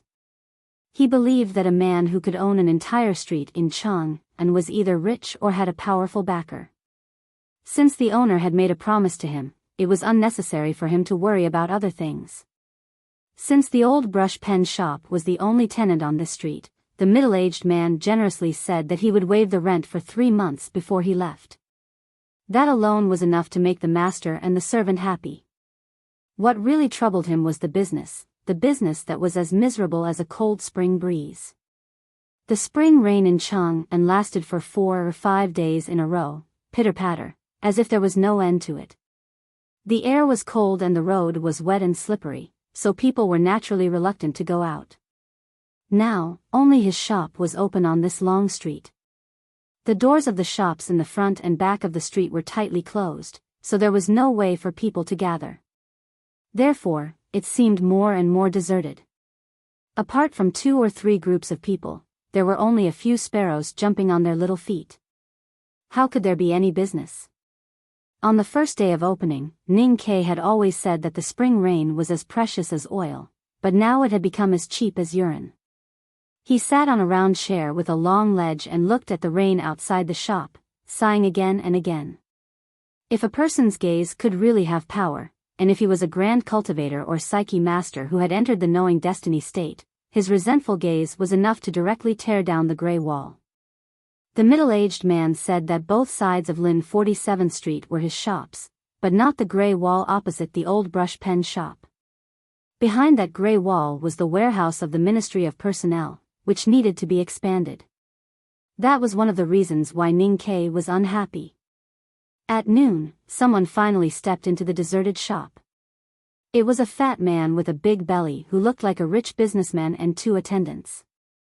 Ning Kei had thought that they had ill intentions and might be black-faced lobbyists hired by the Imperial Demolition Department, so he inevitably became vigilant. After listening to a few words, he realized that they were just 2 idlers who were taking a stroll to hide from the rain. Since they were idlers, Ning Kei naturally did not bother to get up to greet them. He held the teapot of poor quality red clay in both hands and looked at the curtain of rain outside the shop. His eyes were slightly open as if he was about to fall asleep, but in fact, his heart was already swollen from wanting to make money. The fat tycoon put his hands behind his back and put his face close to the wall to look carefully. For some unknown reason, the few people who entered the old brush pen shop these days habitually put their hands behind their backs, as if they wanted to show that they had good eyesight. The rich man had lived in Chang'an for a long time. He had been an artsy person for many years, so he had developed some discerning eyes. After looking for a while, he said to the attendant beside him, "You don't say. I can't believe there are some good words in such a shabby place." This sentence should be regarded as a compliment, but it seemed a little frivolous and condescending. Of course, such a tone could not arouse the feelings of Ning Kei's bosom friend. He still sat in the round chair, seemingly unconcerned, but in fact, his ears were pricked up, carefully listening to what this rich man would say next, hoping to sell the first piece of calligraphy. "Young man, who wrote these words in the shop?" the fat millionaire turned around and asked. "I wrote it." Ning Kei leaned forward slightly and responded politely. The fat millionaire did not say anything more. After looking for a while, he shook his head and sighed regretfully, "TSK. What a pity, what a pity. There are a few pieces of calligraphy that can be called beautiful, but it's a pity that the writer is still young and forced himself to pretend to be a great calligrapher. Well, since you can see it today, you're lucky. San-air, take down this piece of calligraphy, I want it." Ning Kei turned to the 3 people and asked, "Sir, how much do you want to pay for it?" "This piece of calligraphy can be sold for at most 500 copper coins in a stall outside the fragrance workshop. Since you have the shop's fees, and since you're young, I'll give you 2 taels of silver," the rich man said with a smile. Ning Kei picked up the teapot and drank some tea, then put it down and scolded, "Get lost." The rich man's expression suddenly changed, and he scolded angrily, "Young man, how can you not know how to appreciate favors? I'm young, but I can't be bullied." Ning Kei shook his head and replied, "When you said that I was young and forced myself to pretend to be a great calligrapher, I was ready to ask you to get lost. I just wanted to see what your price was. If your price was high enough, I don't mind letting you humiliate me. But it's a pity that your price is not enough to humiliate me." The livid rich man flicked his sleeves and left with his entourage. Sang Sang, who had rolled up her sleeves and was washing vegetables, rushed out of the backyard. Looking at the 3 figures that had long disappeared in the rain, her face was full of regret and unwillingness. She twisted her body and stared at Ning Kei, who was sitting in the chair, and said angrily, "Young master, that's 2 taels of silver." The sale of 2 ingots of ink and 3 pieces of writing paper was all the income of the old brush pen shop since its opening. Although the middle-aged man had waived their rent for 3 months, Sang Sang could not sleep well every night when she thought of the terrible expenses of the academy in the future. No wonder she was so angry about the previous scene. Since there was no more business, Ning Kei simply closed the shop after lunch, in the name of comforting the little handmaiden's seriously hurt heart. In fact, he probably just wanted to relax himself. He took Sang Sang through the streets and alleys to the legendary Chenjinji cosmetics store, and then bought some leisure books from a bookstore called Danbo Bookstore. The effect of relaxing was very good. Sang Sang carried the tied books in one hand and the powder box of Chenjinji cosmetics store in the other. Her tanned face could not hide her joy. Ning Kei was also in a very good mood. He held the big black umbrella with his right hand and stretched out his left hand to catch the rainwater. The rainwater hit the umbrella in his palm, and his boots stepped on the rainwater that had accumulated into small puddles. The master and the handmaiden hopped back to Lin 47th Street like two little sparrows. Suddenly, the black umbrella shook slightly. Ning Kei stood in the rain a dozen meters away from the shop and looked at the gray wall that had been washed black by the rainwater. He looked at the man sitting under the wall, and at the man's tanned face that had turned blue due to excessive blood loss. His right hand holding the handle of the umbrella suddenly tightened. The sound was like the beating of a war drum. His left foot suddenly stepped into the puddle on the bluestone, splashing water. He gathered all the strength in his body to his waist and was ready to rush down the gray wall. However, at this moment, the black-faced man covered in blood under the wall looked at him and forced a smile. Then he shook his head with unusual firmness. There was an extremely terrible wound on his chest and abdomen. His black clothes were torn, blood was flowing, and his bones were broken. Even those grand cultivators who had entered the state of no rules could not save him. Ning Kei saw this scene and understood his determination. Then he heard the dense footsteps and shouts from the entrance of the alley. So he slowly and clumsily withdrew his left foot, and his right hand holding the handle of the umbrella trembled violently for no reason. The military ministry is chasing the spy. Idlers, get out of the way. Dozens of Tang Yulan royal guards in full armor rushed into the alley in the rain and surrounded Joyer under the corner of the wall. They looked solemn and vigilant. The leading general was obviously relieved when he saw Joyer's injury. The spring rain was getting heavier and heavier, washing the gray wall even darker. The rainwater flowed down the wall like a stream and quickly washed away the blood stained by Joyer.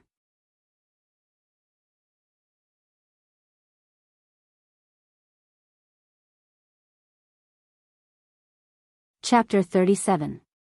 The Yulan royal guards had sealed off the Lin 47th Street, but more and more people of Cheng and were crowding around. They didn't care about the cold rain drenching their bodies. They looked at the black-faced man under the wall nervously, uneasily, excitedly, or pitifully, and guessed what had happened. Ning Kei stood in the rain with a black umbrella and looked at Joyer, who was sitting in the rain, through the crowd. His expression was calm and he looked very focused, as if he wanted to engrave that face in his mind forever. 7 years ago, when we met on Min Mountain, this face was already so dark.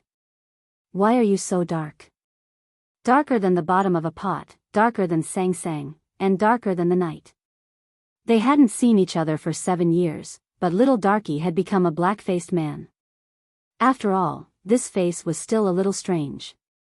So at this last moment, he had to look at it seriously and remember it firmly. Joyer, whose eyes were always closed, was carried out of Lin 47th Street by the sergeants of the Yulan Royal Guards. The onlookers dispersed, and Ning Kei and Sang Sang walked back to the shop under the black umbrella. He looked calm, but Sang Sang could clearly feel that there was no light in his eyes, as if he was a shell without a soul. After the shop door was closed, Ning Kei sat in the armchair and kept silent for a long time. Then he said in a low voice, "Let's have noodles tonight." "Okay." Sang Sang answered as fast as she could. She threw the book and makeup box aside and went into the backyard. After eating a bowl of noodles with 3 fried eggs specially made by Sang Sang, Ning Kei's mood seemed to have completely returned to normal. He even made fun of her after putting down the bowl and chopsticks, but his laughter was inevitably a little dry. In the dead of night, when the rain stopped, Ning Kei walked out of the shop. After making sure that no one was watching in the dark, he slowly walked to the gray wall opposite the shop and squatted down. He raised his arm and slowly stroked the wall. That guy's body temperature had long disappeared from the damp and cold wall. He didn't know why that guy came here when he was seriously injured and on the verge of death, what he wanted to tell him, how long he had waited in the cold rain, and what he was thinking when he waited. His slender fingers touched a brick and slightly froze. There was a very faint blood stain on the corner of the brick, as well as a very small mark. If he didn't touch it with his fingers, he would never be able to see it with his naked eyes. Walking back to the shop, Ning Kei handed a few pieces of thin paper soaked in oil to Sang Sang and told her to take good care of them. Then, he boiled a pot of water and scalded his feet. Then, he crawled into the damp and cool quilt. As usual, Sang Sang slept on the other side of the bed, curled up like a mouse. 7 years ago, I only stayed with him for a dozen days before he was taken away by his dead master. However, you don't remember those things. He didn't learn anything from that dead man all these years, and now he's just a spy for the military. He's not doing very well. We did exchange letters, but we only met again after 7 years. I don't know what kind of person he has become. It would be too pretentious to say that I have deep feelings for him. My relationship with him is one of mutual use. To be more precise, I used him to find out about Xiaoho's matters. But he died just like that. This is very troublesome. I'm the only one who knows about the massacre of those villages. Of course, I didn't count you in. Doesn't that mean that I'm the one responsible for it? But now I'm already in a lot of trouble. How can I have the energy to care about this? Sang Sang knew that he just needed to vent or convince himself. He didn't need anyone to talk to him, so she didn't speak and gradually fell asleep. Ning Kei couldn't fall asleep. He opened his eyes and looked at the stains formed by the rainwater in the corner of the room. Suddenly, he sat up, put on a thin cotton jacket and went to the small courtyard. He took out 3 old knives from the pile of firewood and lowered his head to sharpen them under the eaves of the well. After sharpening the knives, he still didn't feel sleepy. He walked to the shop and lit the lamp. He poured water to grind the ink and moistened the brush. Then, he tore a piece of paper at random and wrote a few lines of words with the ink splashing like the heavy rain in the daytime. Chasing is too cruel. My name is Muju. The pain penetrates my heart and liver. The pain is unbearable. Unable to get the Mercedes-Benz, the sorrow deepens. Choking on the paper, I don't know what to say. Little Ning, I bow my head. There was no expression on Ning Kei's face. His eyes were calm, which formed a sharp contrast with the gradually bitter and agitated handwriting on the paper. Sang Sang didn't know when she got up from the bed. The little handmaiden stood beside him in a thin cotton jacket. She looked at the words silently and then raised her little face to look at him in doubt. These words were written by a predecessor. I'm just copying. Ning Kei explained that predecessor's ancestral grave was dug up. Although it was restored immediately, he couldn't go back to see it. So he wrote these words in grief and anger. Sang Sang nodded, but judging from the perplexed look in her eyes, she probably still did not understand. Ning Kei smiled and did not explain further. He had copied this famous piece at least 10 times.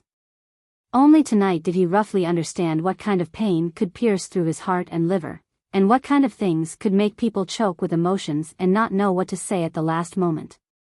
After daybreak, the rain stopped. The sun that had been washed by the spring rain was extraordinarily clear and beautiful. It shone on the quiet Lin 47th Street, painting all the eaves and the gray wall with a layer of beauty. The door of the old brush pen shop was wide open. Ning Kei sat in a round chair and read a leisurely book. Sometimes he frowned or smiled because of the contents of the book, and then he picked up the teapot and took a sip of tea. There was a piece of oil-soaked paper in the middle of the seemingly leisurely book. The words that would never be wet by the rain were very clear in the oil-soaked paper. He wasn't reading the book at this time, but he was looking at the paper. This piece of oil-soaked paper was stuffed into the brick before Joer died. It recorded a few names and some information such as their whereabouts and hobbies. Ning Ke didn't know whether this paper had anything to do with Shuai's death. But at least he knew what he should do to make Shuai's death worthwhile or to make him happier after death. The first name on the oil-soaked paper was Zhang Yiqi. Zhang Yiqi was an assistant censor of the Imperial Censorate. He was responsible for inspecting the officials and impeaching those who violated the law. When Censor Zhang was still a supervising censor, he was responsible for the trial of Xianwei General Lin Guanyuan's treason. When he was promoted to the secretary of the Imperial Censorate, he was also one of the officials who investigated the village extermination case in the Yan territory. Rising from the 8th rank to the lower 6th rank in 13 years didn't seem like a good official career. But Ning Ke didn't care about this. He only cared about the role this person played in the two cases. General Xiahou could kill the enemy and get away from the village extermination case. This person obviously played the role of an imperial censor. Then, you should die.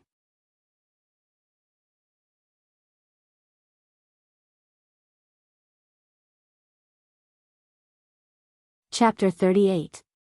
The censorate's rank was not high, but its power was not small. The imperial censor of the 6th rank was considered an important figure in the Tang Empire's bureaucratic system. The places where such a person went in and out were heavily guarded. Whether it was the government office or the mansion, there would be many subordinates and guards around them. A poor young man who wanted to kill a censor in Chang'an, the capital of the Tang Empire, sounded like a fantasy. Moreover, it was a fantasy from the East, which was used to individual heroism. However, Ning Ke had never considered how to kill the censor. In his opinion, killing was the simplest thing in the world. His life began with a murder. Later, in the Min Mountain, the frontier fortress, the grassland, and the northern mountain road, countless beasts and humans fell under his blades and arrows. He only cared about one thing at the moment: how to kill the censor Zhang Yiqi without being discovered. No matter how much he trusted his killing skills, he knew that if he could not escape quickly, he would definitely die in front of the security yamen of the Tang Empire and the unfathomable powerhouses in Chang'an. There was very little information about Zhang Yiqi on the oil paper, which was not suitable for Ning Ke's plan, except for one: the censor, Zhang Yiqi, was a serious and upright person. However, it was said that he was secretly very lecherous and often visited brothels. However, he had a fierce wife and carried the censor's reputation, so he was very careful when he visited brothels. After all, Shuai was only a low-level spy in the military ministry. He had never found out which brothel he frequented. There are so many brothels in Chang'an. Which one would you go to? Ning Ke furrowed his brows and pondered hard. He discarded the idea of following the other party to the brothel. Since the professional spies of the military ministry could not find out where Zhang Yiqi's brothel was, this censor must have his own way of finding out. And the people of Chang'an who loved to chat in the tea houses would not care much about the preferences of an official like him. Therefore, it was difficult for him to get what he wanted from the streets and alleys. Things had become a little troublesome. Propping up his chin, he stared blankly at the clear sun after the rain for a long time. Suddenly, he stood up. At this moment, he was suddenly enlightened. He finally understood that this matter was no different from hunting in the Min Mountain or chopping firewood in the grassland. Since he wanted to know where the old bear and the horse gang were, but there was no good hunter general to provide him with a map, the only thing he could do was to walk into the Min Mountain and the grassland with his own feet. He could see the worn marks on the bark, the dried feces in the weeds, and the ashes of the bonfire buried under the mud. He was a good hunter and an excellent wood chopper. Through these details, he was able to determine where the old bear was hiding and whether it had been injured. He was able to determine how many horse gang members there were and whether they had left Shubi Lake. Then he believed that he would be able to determine the habits of a Tang censor through the details he had personally observed and find a way to kill him silently. What he needed to do now was to enter Chang'an City. "I'm going out for a walk." Ning Ke stretched himself and said to Sang Sang. Then he walked out. Sang Sang ran to the door and asked, "Where are you going? Do you want me to go with you?" Ning Ke understood what she was worried about. He answered with a smile, "There are some places that you can't go with me." Walking on the sunny streets of Chang'an, Ning Ke's mood became better. He deliberately forgot about the blood in the spring rain, and then turned himself into a young scholar traveling abroad to study. He first went to the bookstore to return the few books that he had finished reading, and then began to wander between the censorate and the Zhang mansion. The next day, he walked under the shade of the willow tree and stood beside the sugar figurine stall. He watched from afar through the crowd as the square-faced, majestic censor walked out of the censorate and returned to his own mansion.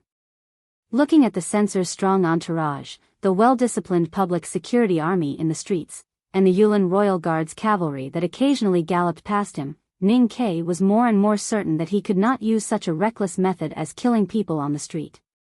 The whole day seemed to be fruitless. In the evening, the door of the Zhang mansion opened.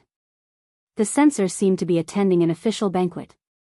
The censor's wife and a few women dressed as concubines saw him off. The idlers on the street laughed and pointed at the place and said envious words. Ning Ke, who was drinking herbal tea in the tea shop, noticed some details. Apart from the cold and skinny wife, the other concubines were all extremely plump. Men's taste for women was never reflected through their wives, but through their concubines or lovers. Sometimes, men married because of their family status, money, prospects, and maybe love. But the reason why they took in concubines or lovers was very simple. It was purely to match their sexual desires. "I like plump girls." Ning Ke smiled and thought to himself as he looked at the concubines who stood obediently behind their mistress like quails.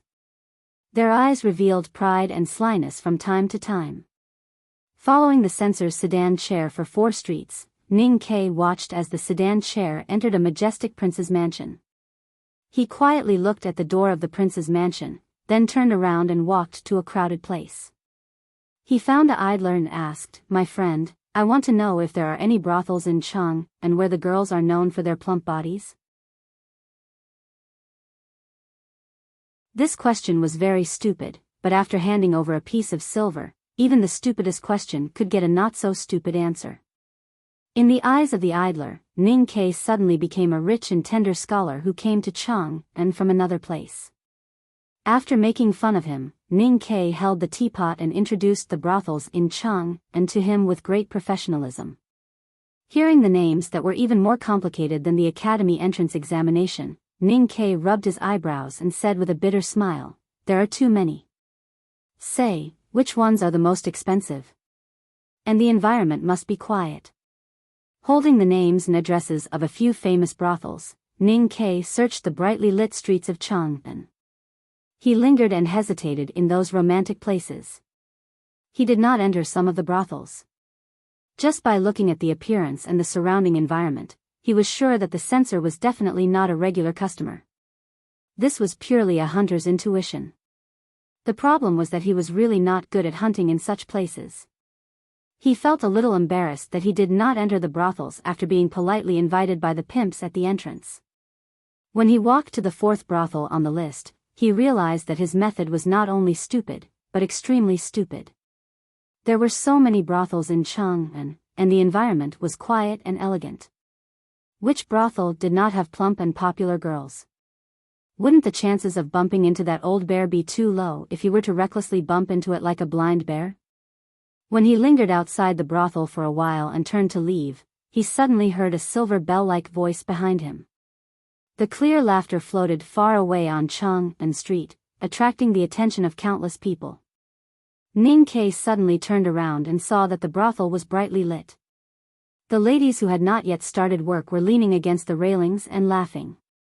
Their red sleeves were waving wildly, as if they were teasing a young man who was too shy to enter. What a bully! He weighed the heavy silver bag in his sleeve and looked at the beautiful prostitutes who were smiling seductively upstairs. He made up his mind, raised his head, lifted the front of his scholar's robe, and walked into his new era in high spirits.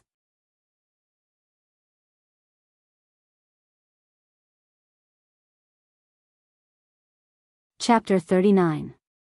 The purpose of entering the brothel was to investigate Zhang Yiqi's whereabouts, to avenge Zhu'er, to seek justice for the villagers who were slaughtered in the Yan territory, and to seek justice for all the people who died in the general's mansion.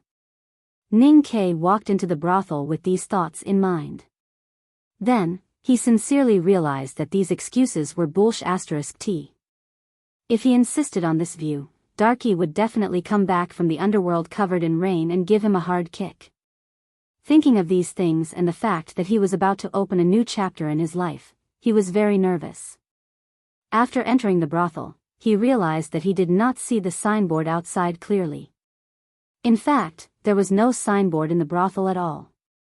Under the attentive greeting of two manservants, he walked through a small courtyard and into the brightly lit building.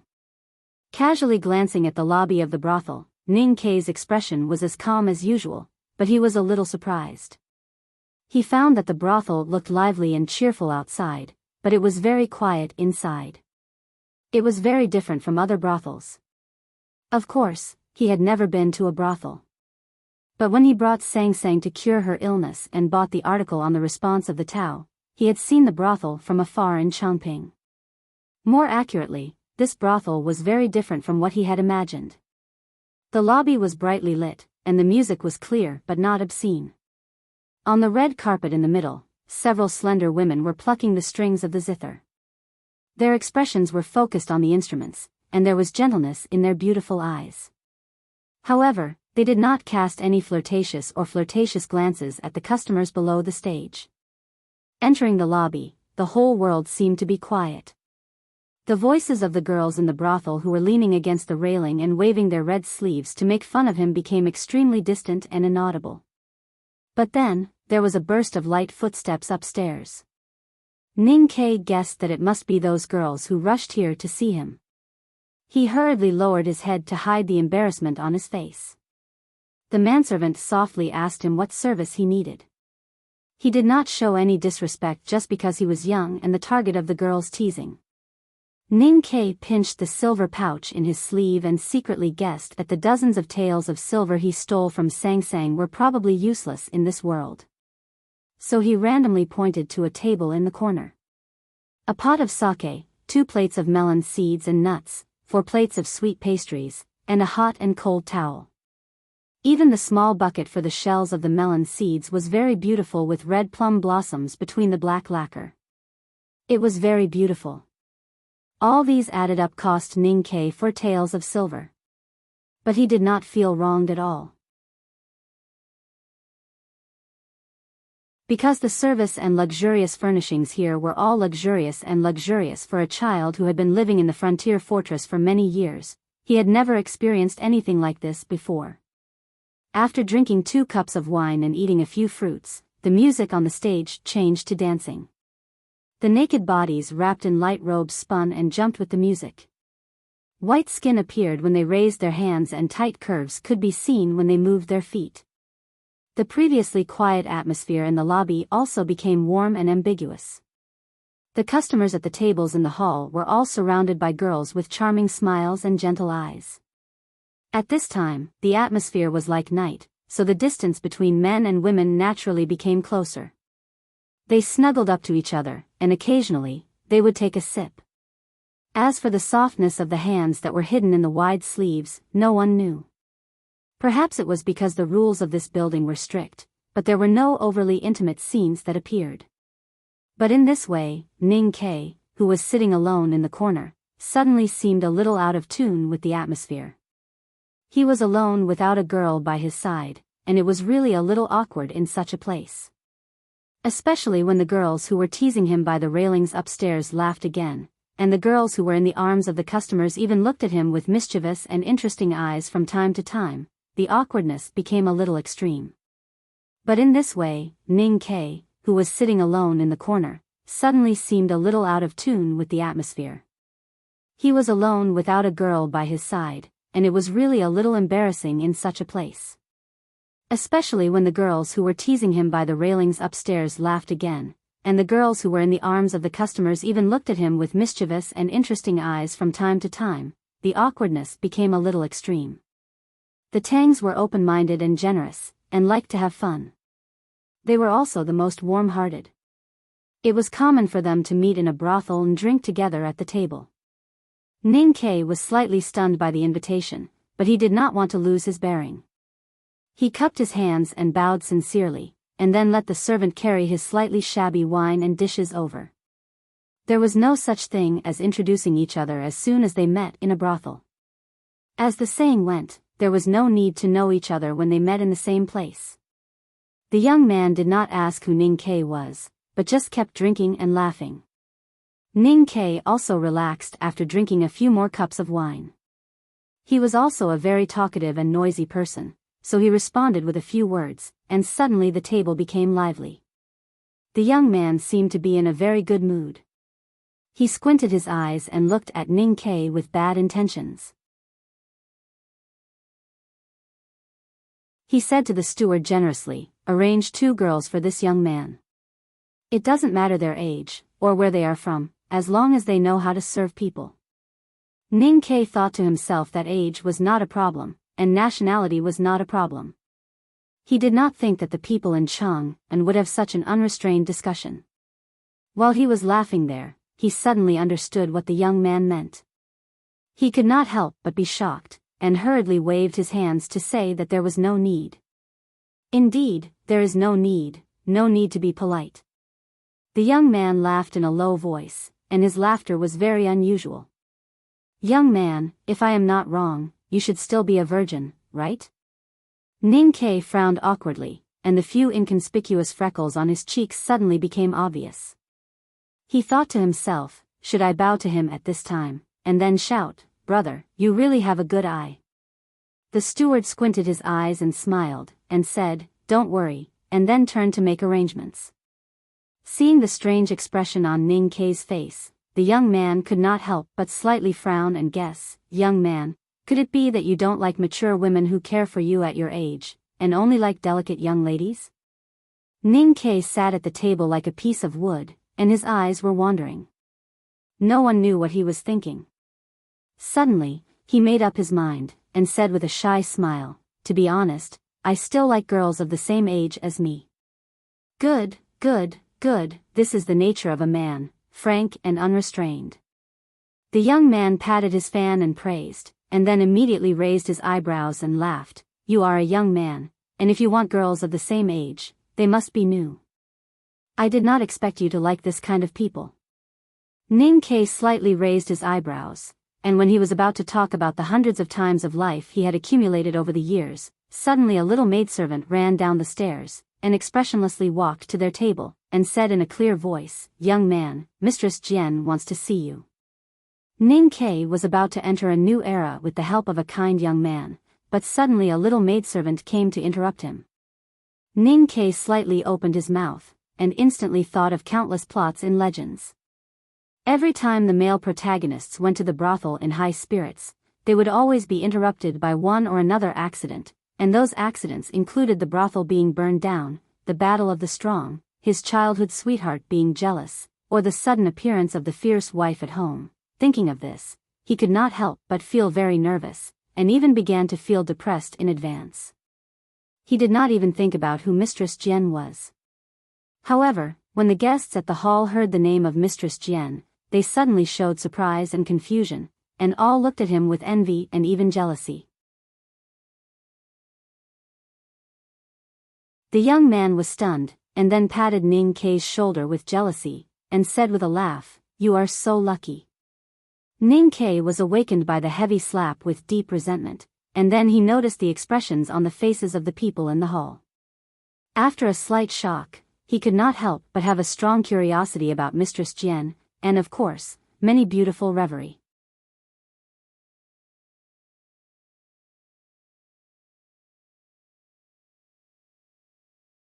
Chapter 40. Many years later, at the edge of the cliff of that lonely peak, Ning Ke recalled the scene when he first saw Mistress Jian. He could not help but look back and sigh for a long time, with a self-mocking smile and emotion on his face. At that time, he was full of longing as he walked up the stairs. He felt that he was the legendary prostitute with full luck tonight. As he walked, it was as if he could see the beautiful courtesan waiting for him behind the bead curtain. However, he did not expect that when the little maidservant pushed open the red door and lifted the bead curtain, he would see a woman like that. The wrinkles at the corners of her eyes were very clear, but her figure was maintained to perfection. Her large breasts, slender waist, and plump buttocks were wrapped in a cloth garment, but her forehead was extremely wide, like a smooth sand dune in the grassland.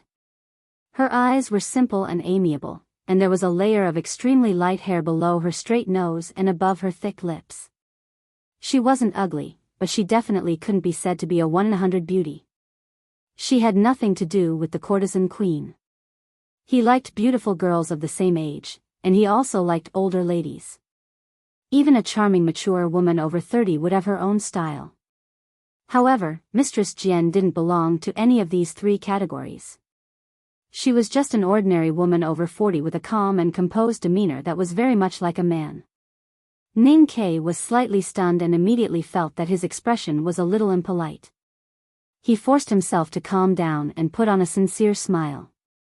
He bowed to the woman with hands folded in front and asked, "Mistress Jian, what can I do for you? Which family are you from?"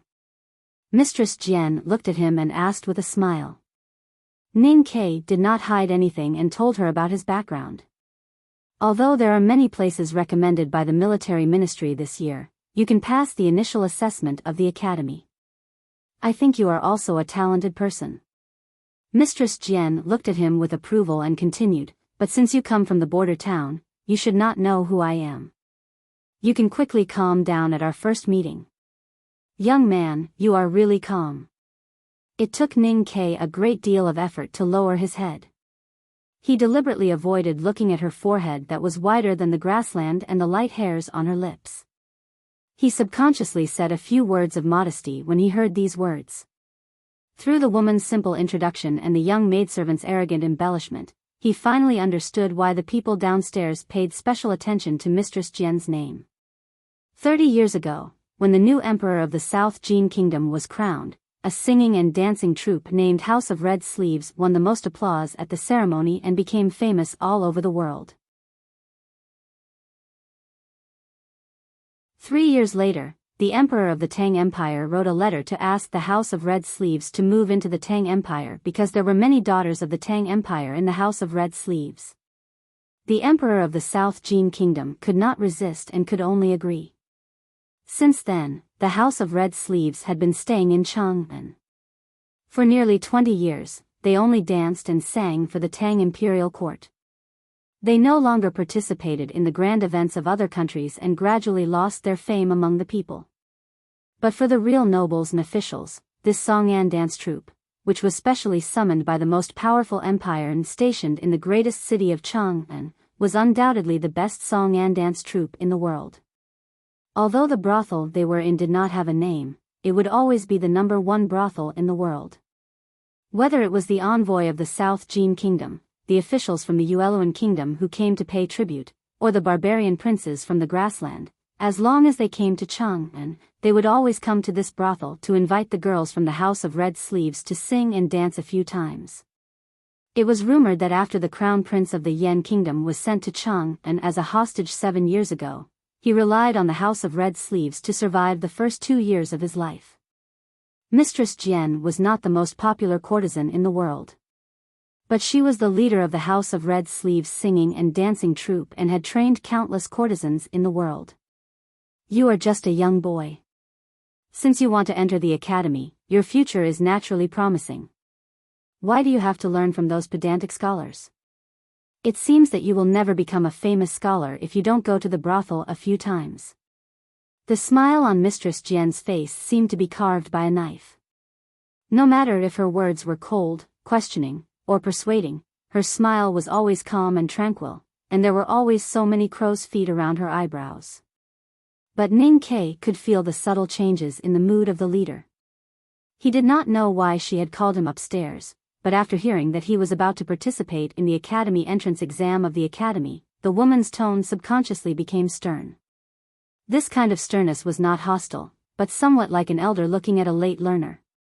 This kind of emotional change made him feel a little helpless and confused. After saluting with his hands folded in front, he softly explained.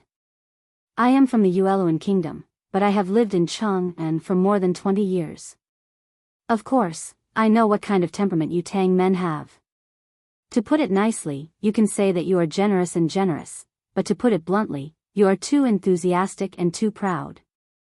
Mistress Jian stopped smiling and looked at Ning Ke with a frown. Looking at the young and energetic face of the lad, she seemed to see the little green-robed scholar who rode a little black donkey and arrogantly walked into the Great Wall many years ago. She said with disappointment, "Do you know who that young man is? He is the only son of the master of the 7 noble families in Eastern City. He has endless pocket money in his wallet. He can be generous, but what about you? According to the temperament of you Tang people, you must want to return the invitation when you are invited. Even if you are short of money, if you meet him again next time, you must invite him back even if you have to sell all the books in your house. Am I right?" Ning Ke awkwardly scratched his head and secretly admired the woman's way of looking at things. Although he was not a typical Tang person, he still had a bit of Tang style in this kind of thing. Seeing him like this, Mistress Jian did not know why she was even more annoyed. She took off the ebony beads on her wrist and threw them on the couch. A series of questions came to him like a storm. "You haven't even fully grown your body and soul back to normal. How dare you walk into this kind of bone-destroying and soul-stealing place? You are so poor and you still want to spend money everywhere. Have you collected the tuition fees and accommodation fees of the academy? How is your preparation for the academy entrance exam? Did you buy the real questions? Which ones did you buy?" He had wanted to monopolize the top courtesan, but he met the mother of the top courtesan with a strong sense of morality. He was even scolded by the mother of the top courtesan. It was tragic no matter how he thought about it. If it had been another situation, Ning Ke might have muttered in his heart, "Even if you, Mistress Jian, have friends with influential people and have a high status, you are not my mother. Why do you scold me as soon as we meet?" However, Mistress Jian didn't use her power to oppress him. Instead, she behaved like an earnest, nervous, and nagging elder. There was a big pain written on her forehead. He was too embarrassed to refute her, so he stammered and said, "It's my first time in Chang'an. I was just curious. I just wanted to peek outside the building, but I didn't expect the sisters in the building to make fun of me. I was hot-headed, and inexplicably walked in." Mistress Jian was slightly stunned. She turned to the little maidservant and coldly reprimanded, "His Majesty is holding a banquet for the return of Her Highness. This is such a big event. He just let those little bitches rest for a few days and practice dancing. Why are they so itchy? They even want to hook up with a young scholar." The little maidservant was a yes-man and did not dare to refute at all. Mistress Jian rubbed her eyebrows tiredly and looked up at Ning Ke, who was standing obediently at the door. She suddenly remembered that she had just glanced at the hall by chance and felt that the smell of the lad was somewhat similar to that of the dead man. She could not help but call out to him and ask him a few questions. But she did not know why she lost her temper for no reason. She did not expect that the lad would not argue or be angry, but obediently let her reprimand him. She could not help but laugh and waved her hand, saying, "Since you are curious, I will let someone take you to have a look. After you have seen it, go home early and rest."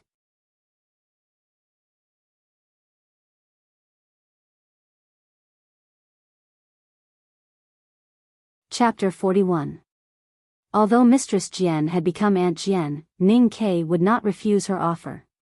He did not forget his real purpose of looking for a brothel in the Great Wall. Moreover, as a young man from the countryside, he was very satisfied to be able to visit the best brothel in Chang'an like a VIP. Walking down the stairs of the west wing, there was a very flat grassland behind the building. Passing through a white wall, a stream appeared under the starry sky. There were several small courtyards scattered on both sides of the stream. There was a faint singing mixed with the melodious sound of stringed bamboo. It must be the dancers who were preparing for the celebration in the palace. The maidservant was in a bad mood after being reprimanded. Seeing Ning Ke looking around with his hands behind his back like a tourist, her face became colder and colder. She said sarcastically, "I don't know what's wrong with Mistress Jian today. Why is she so nice to a poor man like you? You are a scholar, but you don't know how to refuse. Well, someone must be very thick-skinned to visit brothels when he is so poor." Since he was said to be thick-skinned, Ning Ke had to show it. He pretended that he did not hear the sarcasm in the maidservant's words and replied gently, "Since Mr. Ji is willing to treat me, I can't stop him. It's a simple thing between men. It sounds complicated, but it's actually very simple. You are just a boy. How dare you praise yourself as a man?" The maidservant laughed and said, "It's okay to be treated to a few cups of wine, but you even have to pay for it. He is not your relative, how could you do that?" Hearing this, Ning Ke could not help but think of the scene when he first met Li Yu in the small courtyard in the city of Wei. At that time, Li Yu was not a princess but a maidservant. Tonight, there was another maidservant talking about these things. That scene did not happen many days ago. Why did it feel like it happened years ago? The maidservant had already returned to the palace. Countless officials and people were excited and busy for her return. He himself had also come to Chang'an. Then, he inexplicably began to visit brothels and was the first to hear the song specially arranged to welcome her back. Thinking of this, he couldn't help but laugh. What's so funny? The young maidservant frowned and rebuked. Ning Ke spread his hands to show that he had no opinion. He just wanted to find out more about those things and did not want to waste this rare opportunity to visit a brothel by arguing with this little maidservant. Knowing how important the House of Red Sleeves was to the officials and nobles, he had a vague feeling that the censor Zhang Yiqi's place of pleasure should be here, because this was the only place that had enough privacy and level. How should he probe? It was not appropriate to pretend to be stupid or naive, so he began to talk about some interesting things that happened in the border town. He believed that these stories with the flavor of rough wind and sand would be very attractive to the little maidservant beside him, who lived in a pile of women all day but had heard many legends of the frontier fortress soldiers. Ning Ke had always been very good at dealing with maidservants. This had nothing to do with the princess who was far away in the palace. It was because he had a little maidservant who did not like to smile and was the coldest. Even Sang Sang, the best cold-faced maidservant in the world, was subdued by him. Of course, this was only his self-perception and might not be the truth. It was even easier to deal with this little maidservant of Mistress Jian. Sure enough, after walking a few steps along the stream, the little maidservant beamed with joy and excitedly began to exchange gossip about their respective industries with Ning Quebec. Ning Ke understood why the song and dance troupe had to do erotic work. He also knew who was the most popular among the beautiful girls in the backyard, who had been bought over, and who had the highest official position in the imperial court to serve the Lord. The more beautiful girls there were, the easier it was to earn money with their beauty. This was because it was a very easy method and the ratio of investment and output was really amazing. It should be known that the top courtesans of the House of Red Sleeves would become the concubines of high-ranking officials in various countries.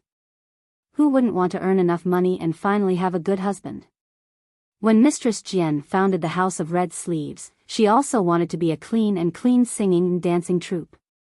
However, in order to survive in a world dominated by men, how could a seemingly well-respected singing and dancing troupe resist the pressure from the nobles and even the royal family? In the end, she could only succumb to reality and even began to cater to it. The flowering trees by the stream were blooming and the starlight was broken into countless pieces in the flowing water. The world behind the white wall looked so clean and graceful. Ning Ke walked under the starlight with his hands clasped behind his back like a poet. However, looking at such a clean scene, he did not feel too relaxed. A young lad should not have troubles. Ning Ke thought for a while about the gossip that the little maidservant had said and shook his head to get rid of the emotions in his mind into the stream. He wandered along the stream and occasionally met a beautiful girl walking on the stone path.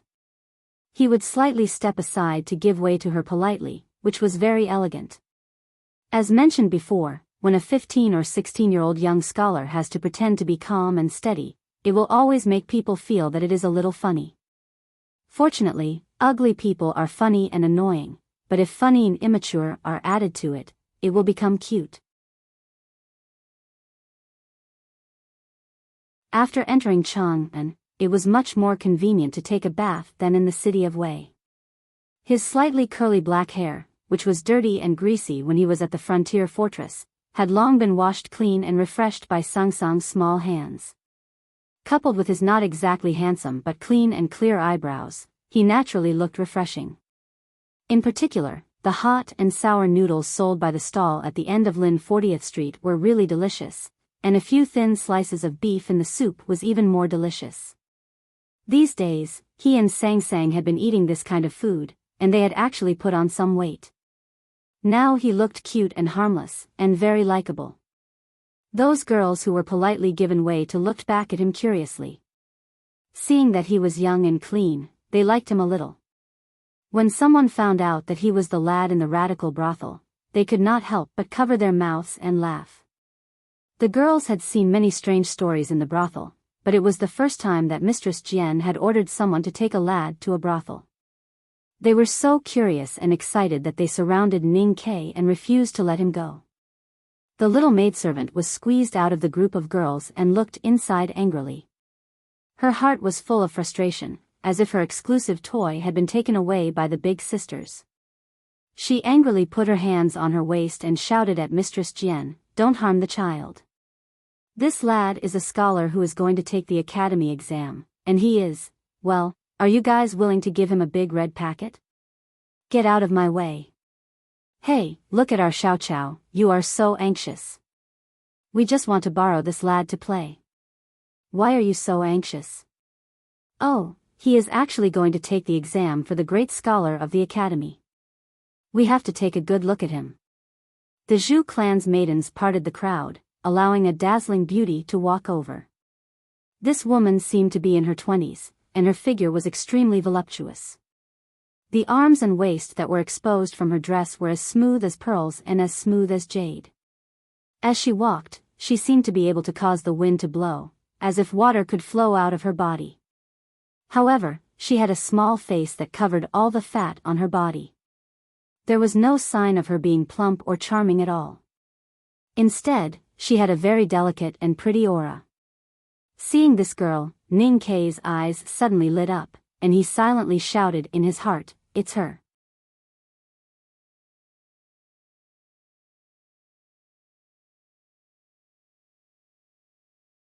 Chapter 42. In the eyes of Miss Zhu and the maidservant named Xiao Qiao, Ning Kai's current look was that he had been bewitched by the plump girl and had become a dumb goose that could not walk. The maidservant was even more displeased. She stared at the plump but delicate girl and said, "Dewdrop, this is what great-grandmother told you to do. Do you dare to disobey?" Dewdrop was the most popular girl in the House of Red Sleeves. Although she did not participate in the courtesan bell competition for 2 consecutive years, she had always been popular because of her delicate face and fair skin.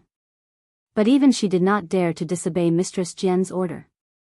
She rolled her eyes and went forward to hold Ning Kai's hand with a smile. She said, "Since it is a rule set by great-grandmother, I dare not disobey. It's just that I like this kid the moment I see him. I like the shy look of a kid the most. Come, follow me to the yard to play for a while." Ning Kai naturally did not object. He allowed her to hold his hand and walked along the stream to a small yard among the flowers and trees. Behind him, Miss Zhu only teased them in a low voice and did not stop them. Only the maidservant Xiao Qiao shouted, "Great-grandmother said that no one is allowed to do business with him." "Ah. Is that true?" Ning Kai was shocked and looked back. He thought to himself that with Mistress Jian's status in the world of brothels, if her words were to spread, all the brothels in Chang'an would not do business with him in the future. How could he do that? The maidservant Xiao Qiao looked at him proudly and said, "Didn't great-grandmother mean that?" Ning Kai was speechless. No wonder the history book said that the emperor was not scary. Eunuchs who were used to passing fake edicts were the most annoying. Thinking of such a prospect, he could not help but cry in his heart. He felt endless sorrow and vicissitudes of life. But even so, he still had to follow the popular girl called Dewdrop. After entering the small courtyard, nothing happened. Dewdrop sat cross-legged on the couch and ordered the maidservant to serve various fruits to Ning Quebec. She, on the other hand, leaned against the railing and ate melon seeds. She asked Ning Ke about his meeting with Mistress Jian and the situation at the frontier fortress. Ning Ke had always been good at it. The taverns in the city of Wei and the casinos in the military camp were all good battlefields for him to practice his eloquence and observation skills. Tonight, he first faced Mistress Jian, then the little maidservant, and now he was facing the most popular prostitute in Chang'an City. He was not afraid at all. He ate fruits and chatted naturally, as if he was at his own home. Dewdrop did not notice that the topic had changed from the city of Wei to the city of Chang, and after she had eaten half a plate of melon seeds. The topic had also changed from whether the barbarian girl was beautiful to what kind of people the guests of the House of Red Sleeves were, who was the most jealous, and whose wife was the most jealous. It seemed to violate professional ethics to talk about the client's privacy. But to be honest, this was indeed one of the few extracurricular activities that the girls in the brothel enjoyed apart from music, chess, calligraphy, painting, and dancing. Dewdrop didn't find it strange at all. Instead, she talked more and more enthusiastically. Ning Ke lowered his head and picked fruits on the plate. He looked like he didn't care and was just casually asking and listening. But in fact, his ears had already pricked up and kept filtering the names that entered his ears. Suddenly, his fingers slightly stiffened. I've never seen such a henpecked man. He's a rank 4 or 5 official, but he has to disguise himself every time he comes to the brothel. And that guy is useless. He's only good at talking. No wonder he's the imperial censor with an iron mouth. The evaluation of the imperial censor with an iron mouth was actually used harshly by the girls in the brothel. Ning Ke thought of the satisfied expressions of Zhang Yiqi's concubines at the entrance of the Zhang mansion. Suddenly, an image of a white-haired imperial censor lying between the concubine's legs appeared in his mind. He almost spat out the fruit in his mouth and coughed continuously. Dewdrop felt that her evaluation was inappropriate the moment she said it. She had hoped that the lad wouldn't understand the hidden meaning in her words, but she didn't expect his reaction to be so exaggerated. She then understood what was going on and couldn't help feeling a little embarrassed. She pretended to be angry and punched his shoulder. She blushed and said angrily, "What do you guys do in the border town all day? How can a kid like you know these things?" After joking for a while, the maidservant walked over and whispered something in Dewdrop's ear. Ning Ke looked out of the courtyard and knew that it was getting late.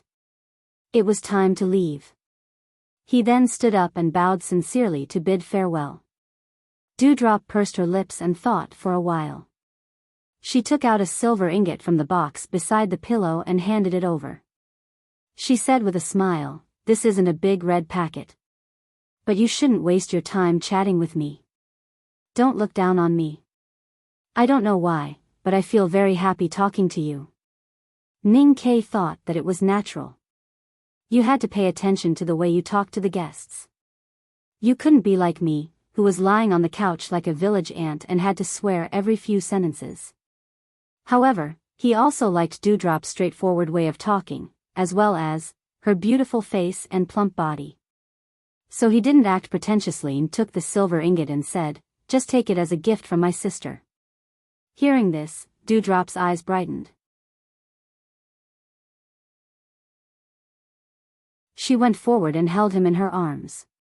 She rubbed his head and said happily, "Although I don't know why I want to look after you, you can come and see me when you are free." She was engaged in the brothel business, while Ning Ke was a young scholar. They could sit and talk to each other in the courtyard of the brothel. If they were somewhere else, they would be people from 2 different worlds. She was naturally happy to be called sister by Ning Ke, but she didn't acknowledge him as her younger brother. Chang and women, even a prostitute, had her own bearing and pride. When they returned to the shop on Lin 47th Street, Sang Sang casually mentioned that 2 people would come to ask if the boss was in. Ning Ke didn't care and asked Sang Sang to boil a pot of hot water to warm her feet before he went to bed. The lights went out and the room was dark. As usual, Ning Ke hugged the pair of small feet, but his mind was recalling what he saw and heard at the House of Red Sleeves tonight. He first thought about the censor Zhang Yiqi, then more of Dewdrop's pink face appeared in his mind, as well as her soft and supple body. Especially when she hugged him and rubbed his head, the soft and supple touch and the orchid-like fragrance on his face seemed to still be there. Thinking of Si Jing, he felt a little hot at this moment. Hugging Sang Sang's small feet, he felt even hotter. When his knees touched the part that was thin now but would become plump in the future, he felt even hotter under the quilt. People had to grow up eventually. It wasn't a good idea to continue like this. Ning Ke lifted the quilt and sat up. Looking at the girl who was woken up, he smiled and said, "Chang, and gets hotter earlier than the border town. It seems like we have to sleep in separate beds in advance." Little Sang Sang rubbed her eyes and said in a daze, "But there's no Kong bed here. I feel colder than home."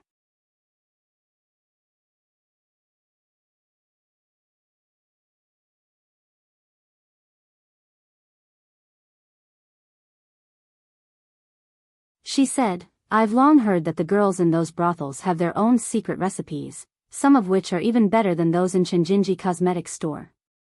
Do you like it?" Ning Ke looked at her with a smile. Sang Sang hugged the box tightly with her arms and looked up at him. She pursed her lips and refused to answer him, but her face was already beaming with joy. She hid the box together with the cosmetic powder box from Chenjinji Cosmetics store that she bought a few days ago. She served Ning Ke's feet with a pot of boiling water and washed her own feet with the rest of the warm water. Sang Sang spread out the 2 blankets, took off her coat and quickly crawled into the bed. She muttered that it was too cold without a Kong bed. As the night deepened, the faint sound of the night watchman could be heard from outside the shop. Sang Sang had not fallen asleep. She stared at the ceiling with her slender eyes that shone like black gems. She suddenly asked, "Young master, that censor, when will he go to the brothel?" Ning Ke was silent for a long time before he answered softly, "Tomorrow." Sang Sang did not know that Chang'an was a hunting ground that was more dangerous than Min Mountain and grassland. Therefore, she was not worried about her young master's safety. Instead, she was worried about something else. She grabbed the edge of the blanket with both hands and looked down at the other side of the bed. She said seriously, "Young master, since that censor is going to die tomorrow, you have to tell him why before he dies, right?" "Yes." Ning Ke looked at the ceiling and frowned. He said, "This kind of thing like revenge, the censor doesn't even know what I'm avenging. It does not feel right." "Then tell him. Because of some things, I have to destroy you on behalf of Haotian? Isn't it a little casual and not dignified to say it so bluntly? Are there any more solemn or stylish routines?" Sang Sang frowned and thought hard about how to solve this problem. After a long time, she nodded hard on the pillow and said, "Young master, write a poem." "Poem? I'm not good at this." "Then I'll write one." "Okay." Sang Sang read a few lines of the poem that she made up on the spot. Ning Ke listened carefully and thought about it. Finally, he said seriously, "This poem is better than mine." The imperial censor of the Tang Empire was in charge of inspecting officials and impeaching lawbreakers. His rank was not high, but he had a lot of power.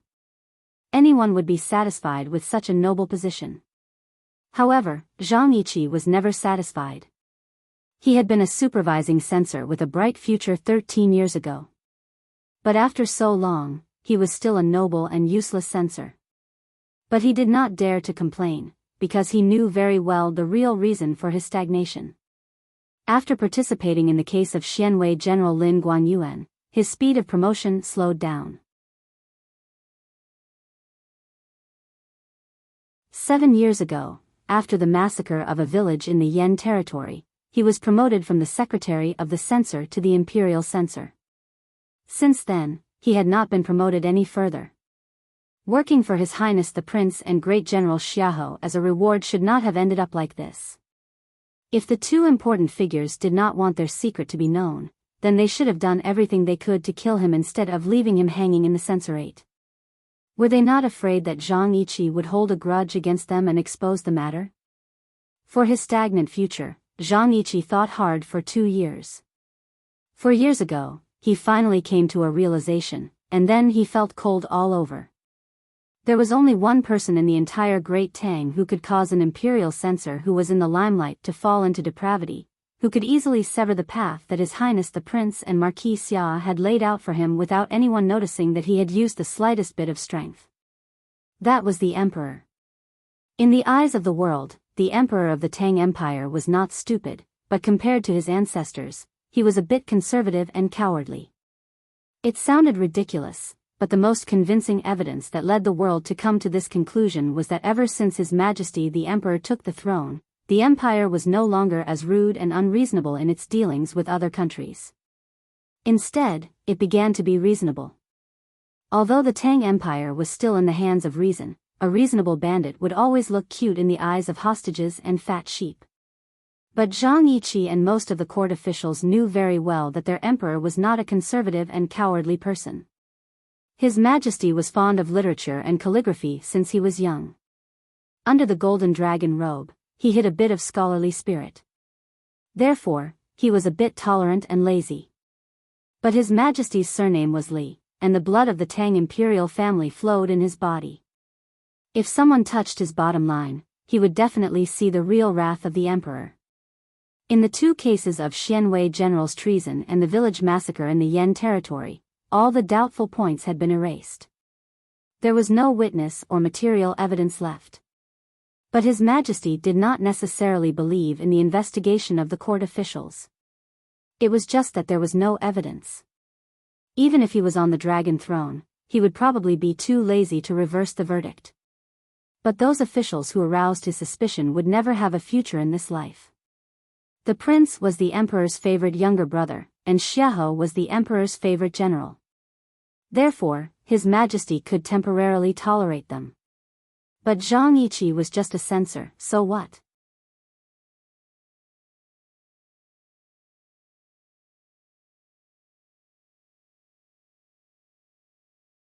Chapter 44. After figuring this out, Zhang Yiqi was so depressed that he gave up the idea of currying favor in the officialdom. Instead, he devoted himself to worldly pleasures. He forced himself to marry several concubines despite his fierce wife at home. Every once in a while, he would go to the famous brothel in Cheng and city to hang out. However, to lead a befuddled life, one still needed the support of money and official positions. Zhang Yiqi did not want to be caught red-handed. A censor visiting a prostitute could be a big or small matter, but if such a thing happened to him, His Majesty the Emperor and the palace would definitely mercilessly demote him to the mortal world and then ruthlessly step on him 3 times. For this reason, the censor was extremely careful every time he went out to have fun, as if he was a thief. It was no exaggeration to say that Zhang Yiqi was definitely the most careful person among all the officials in Cheng, and who went in and out of the brothel. He was also the one who was the most difficult to track down. It was precisely because of this reason that Joyer had never been able to track down his whereabouts. Ning Ke had also spent several days and his last dozens of taels of silver. A horse carriage stopped outside the side door of the House of Red Sleeves. Censor Zhang Yiqi, who was disguised as an ordinary rich man, got off the carriage and walked in. He waved his hand behind him, and several bodyguards, who were already familiar with him, went to find a restaurant in the alley and waited. After Zhang Yiqi entered the door, he signaled for the manservant to leave. He walked along a stone path hidden by the green bamboos of the courtyard wall towards a certain courtyard by the stream. Once inside, the iron-shouldered censor had officially transformed into an old brothel customer. The worried expression on his face finally disappeared and was replaced by a rare look of comfort and contentment. He was already familiar with the path and naturally did not need anyone to lead the way. He was also afraid of being seen by others. The back of the House of Red Sleeves was an independent and secluded courtyard. Moreover, He would make an appointment before coming here, so he did not have to worry about embarrassing things like bumping into each other. As for safety, he was not worried at all. The security in Chang'an had always been excellent. Other than those boorish men who cut their sleeves and cut their hands to fight, there were rarely any murders in the north, south, and west cities. As for the House of Red Sleeves, no one dared to cause trouble. Everyone knew that the owner of the House of Red Sleeves was backed by the Chang'an and local government. Mistress Jian's backer was the empress who was standing on the top of the mountain.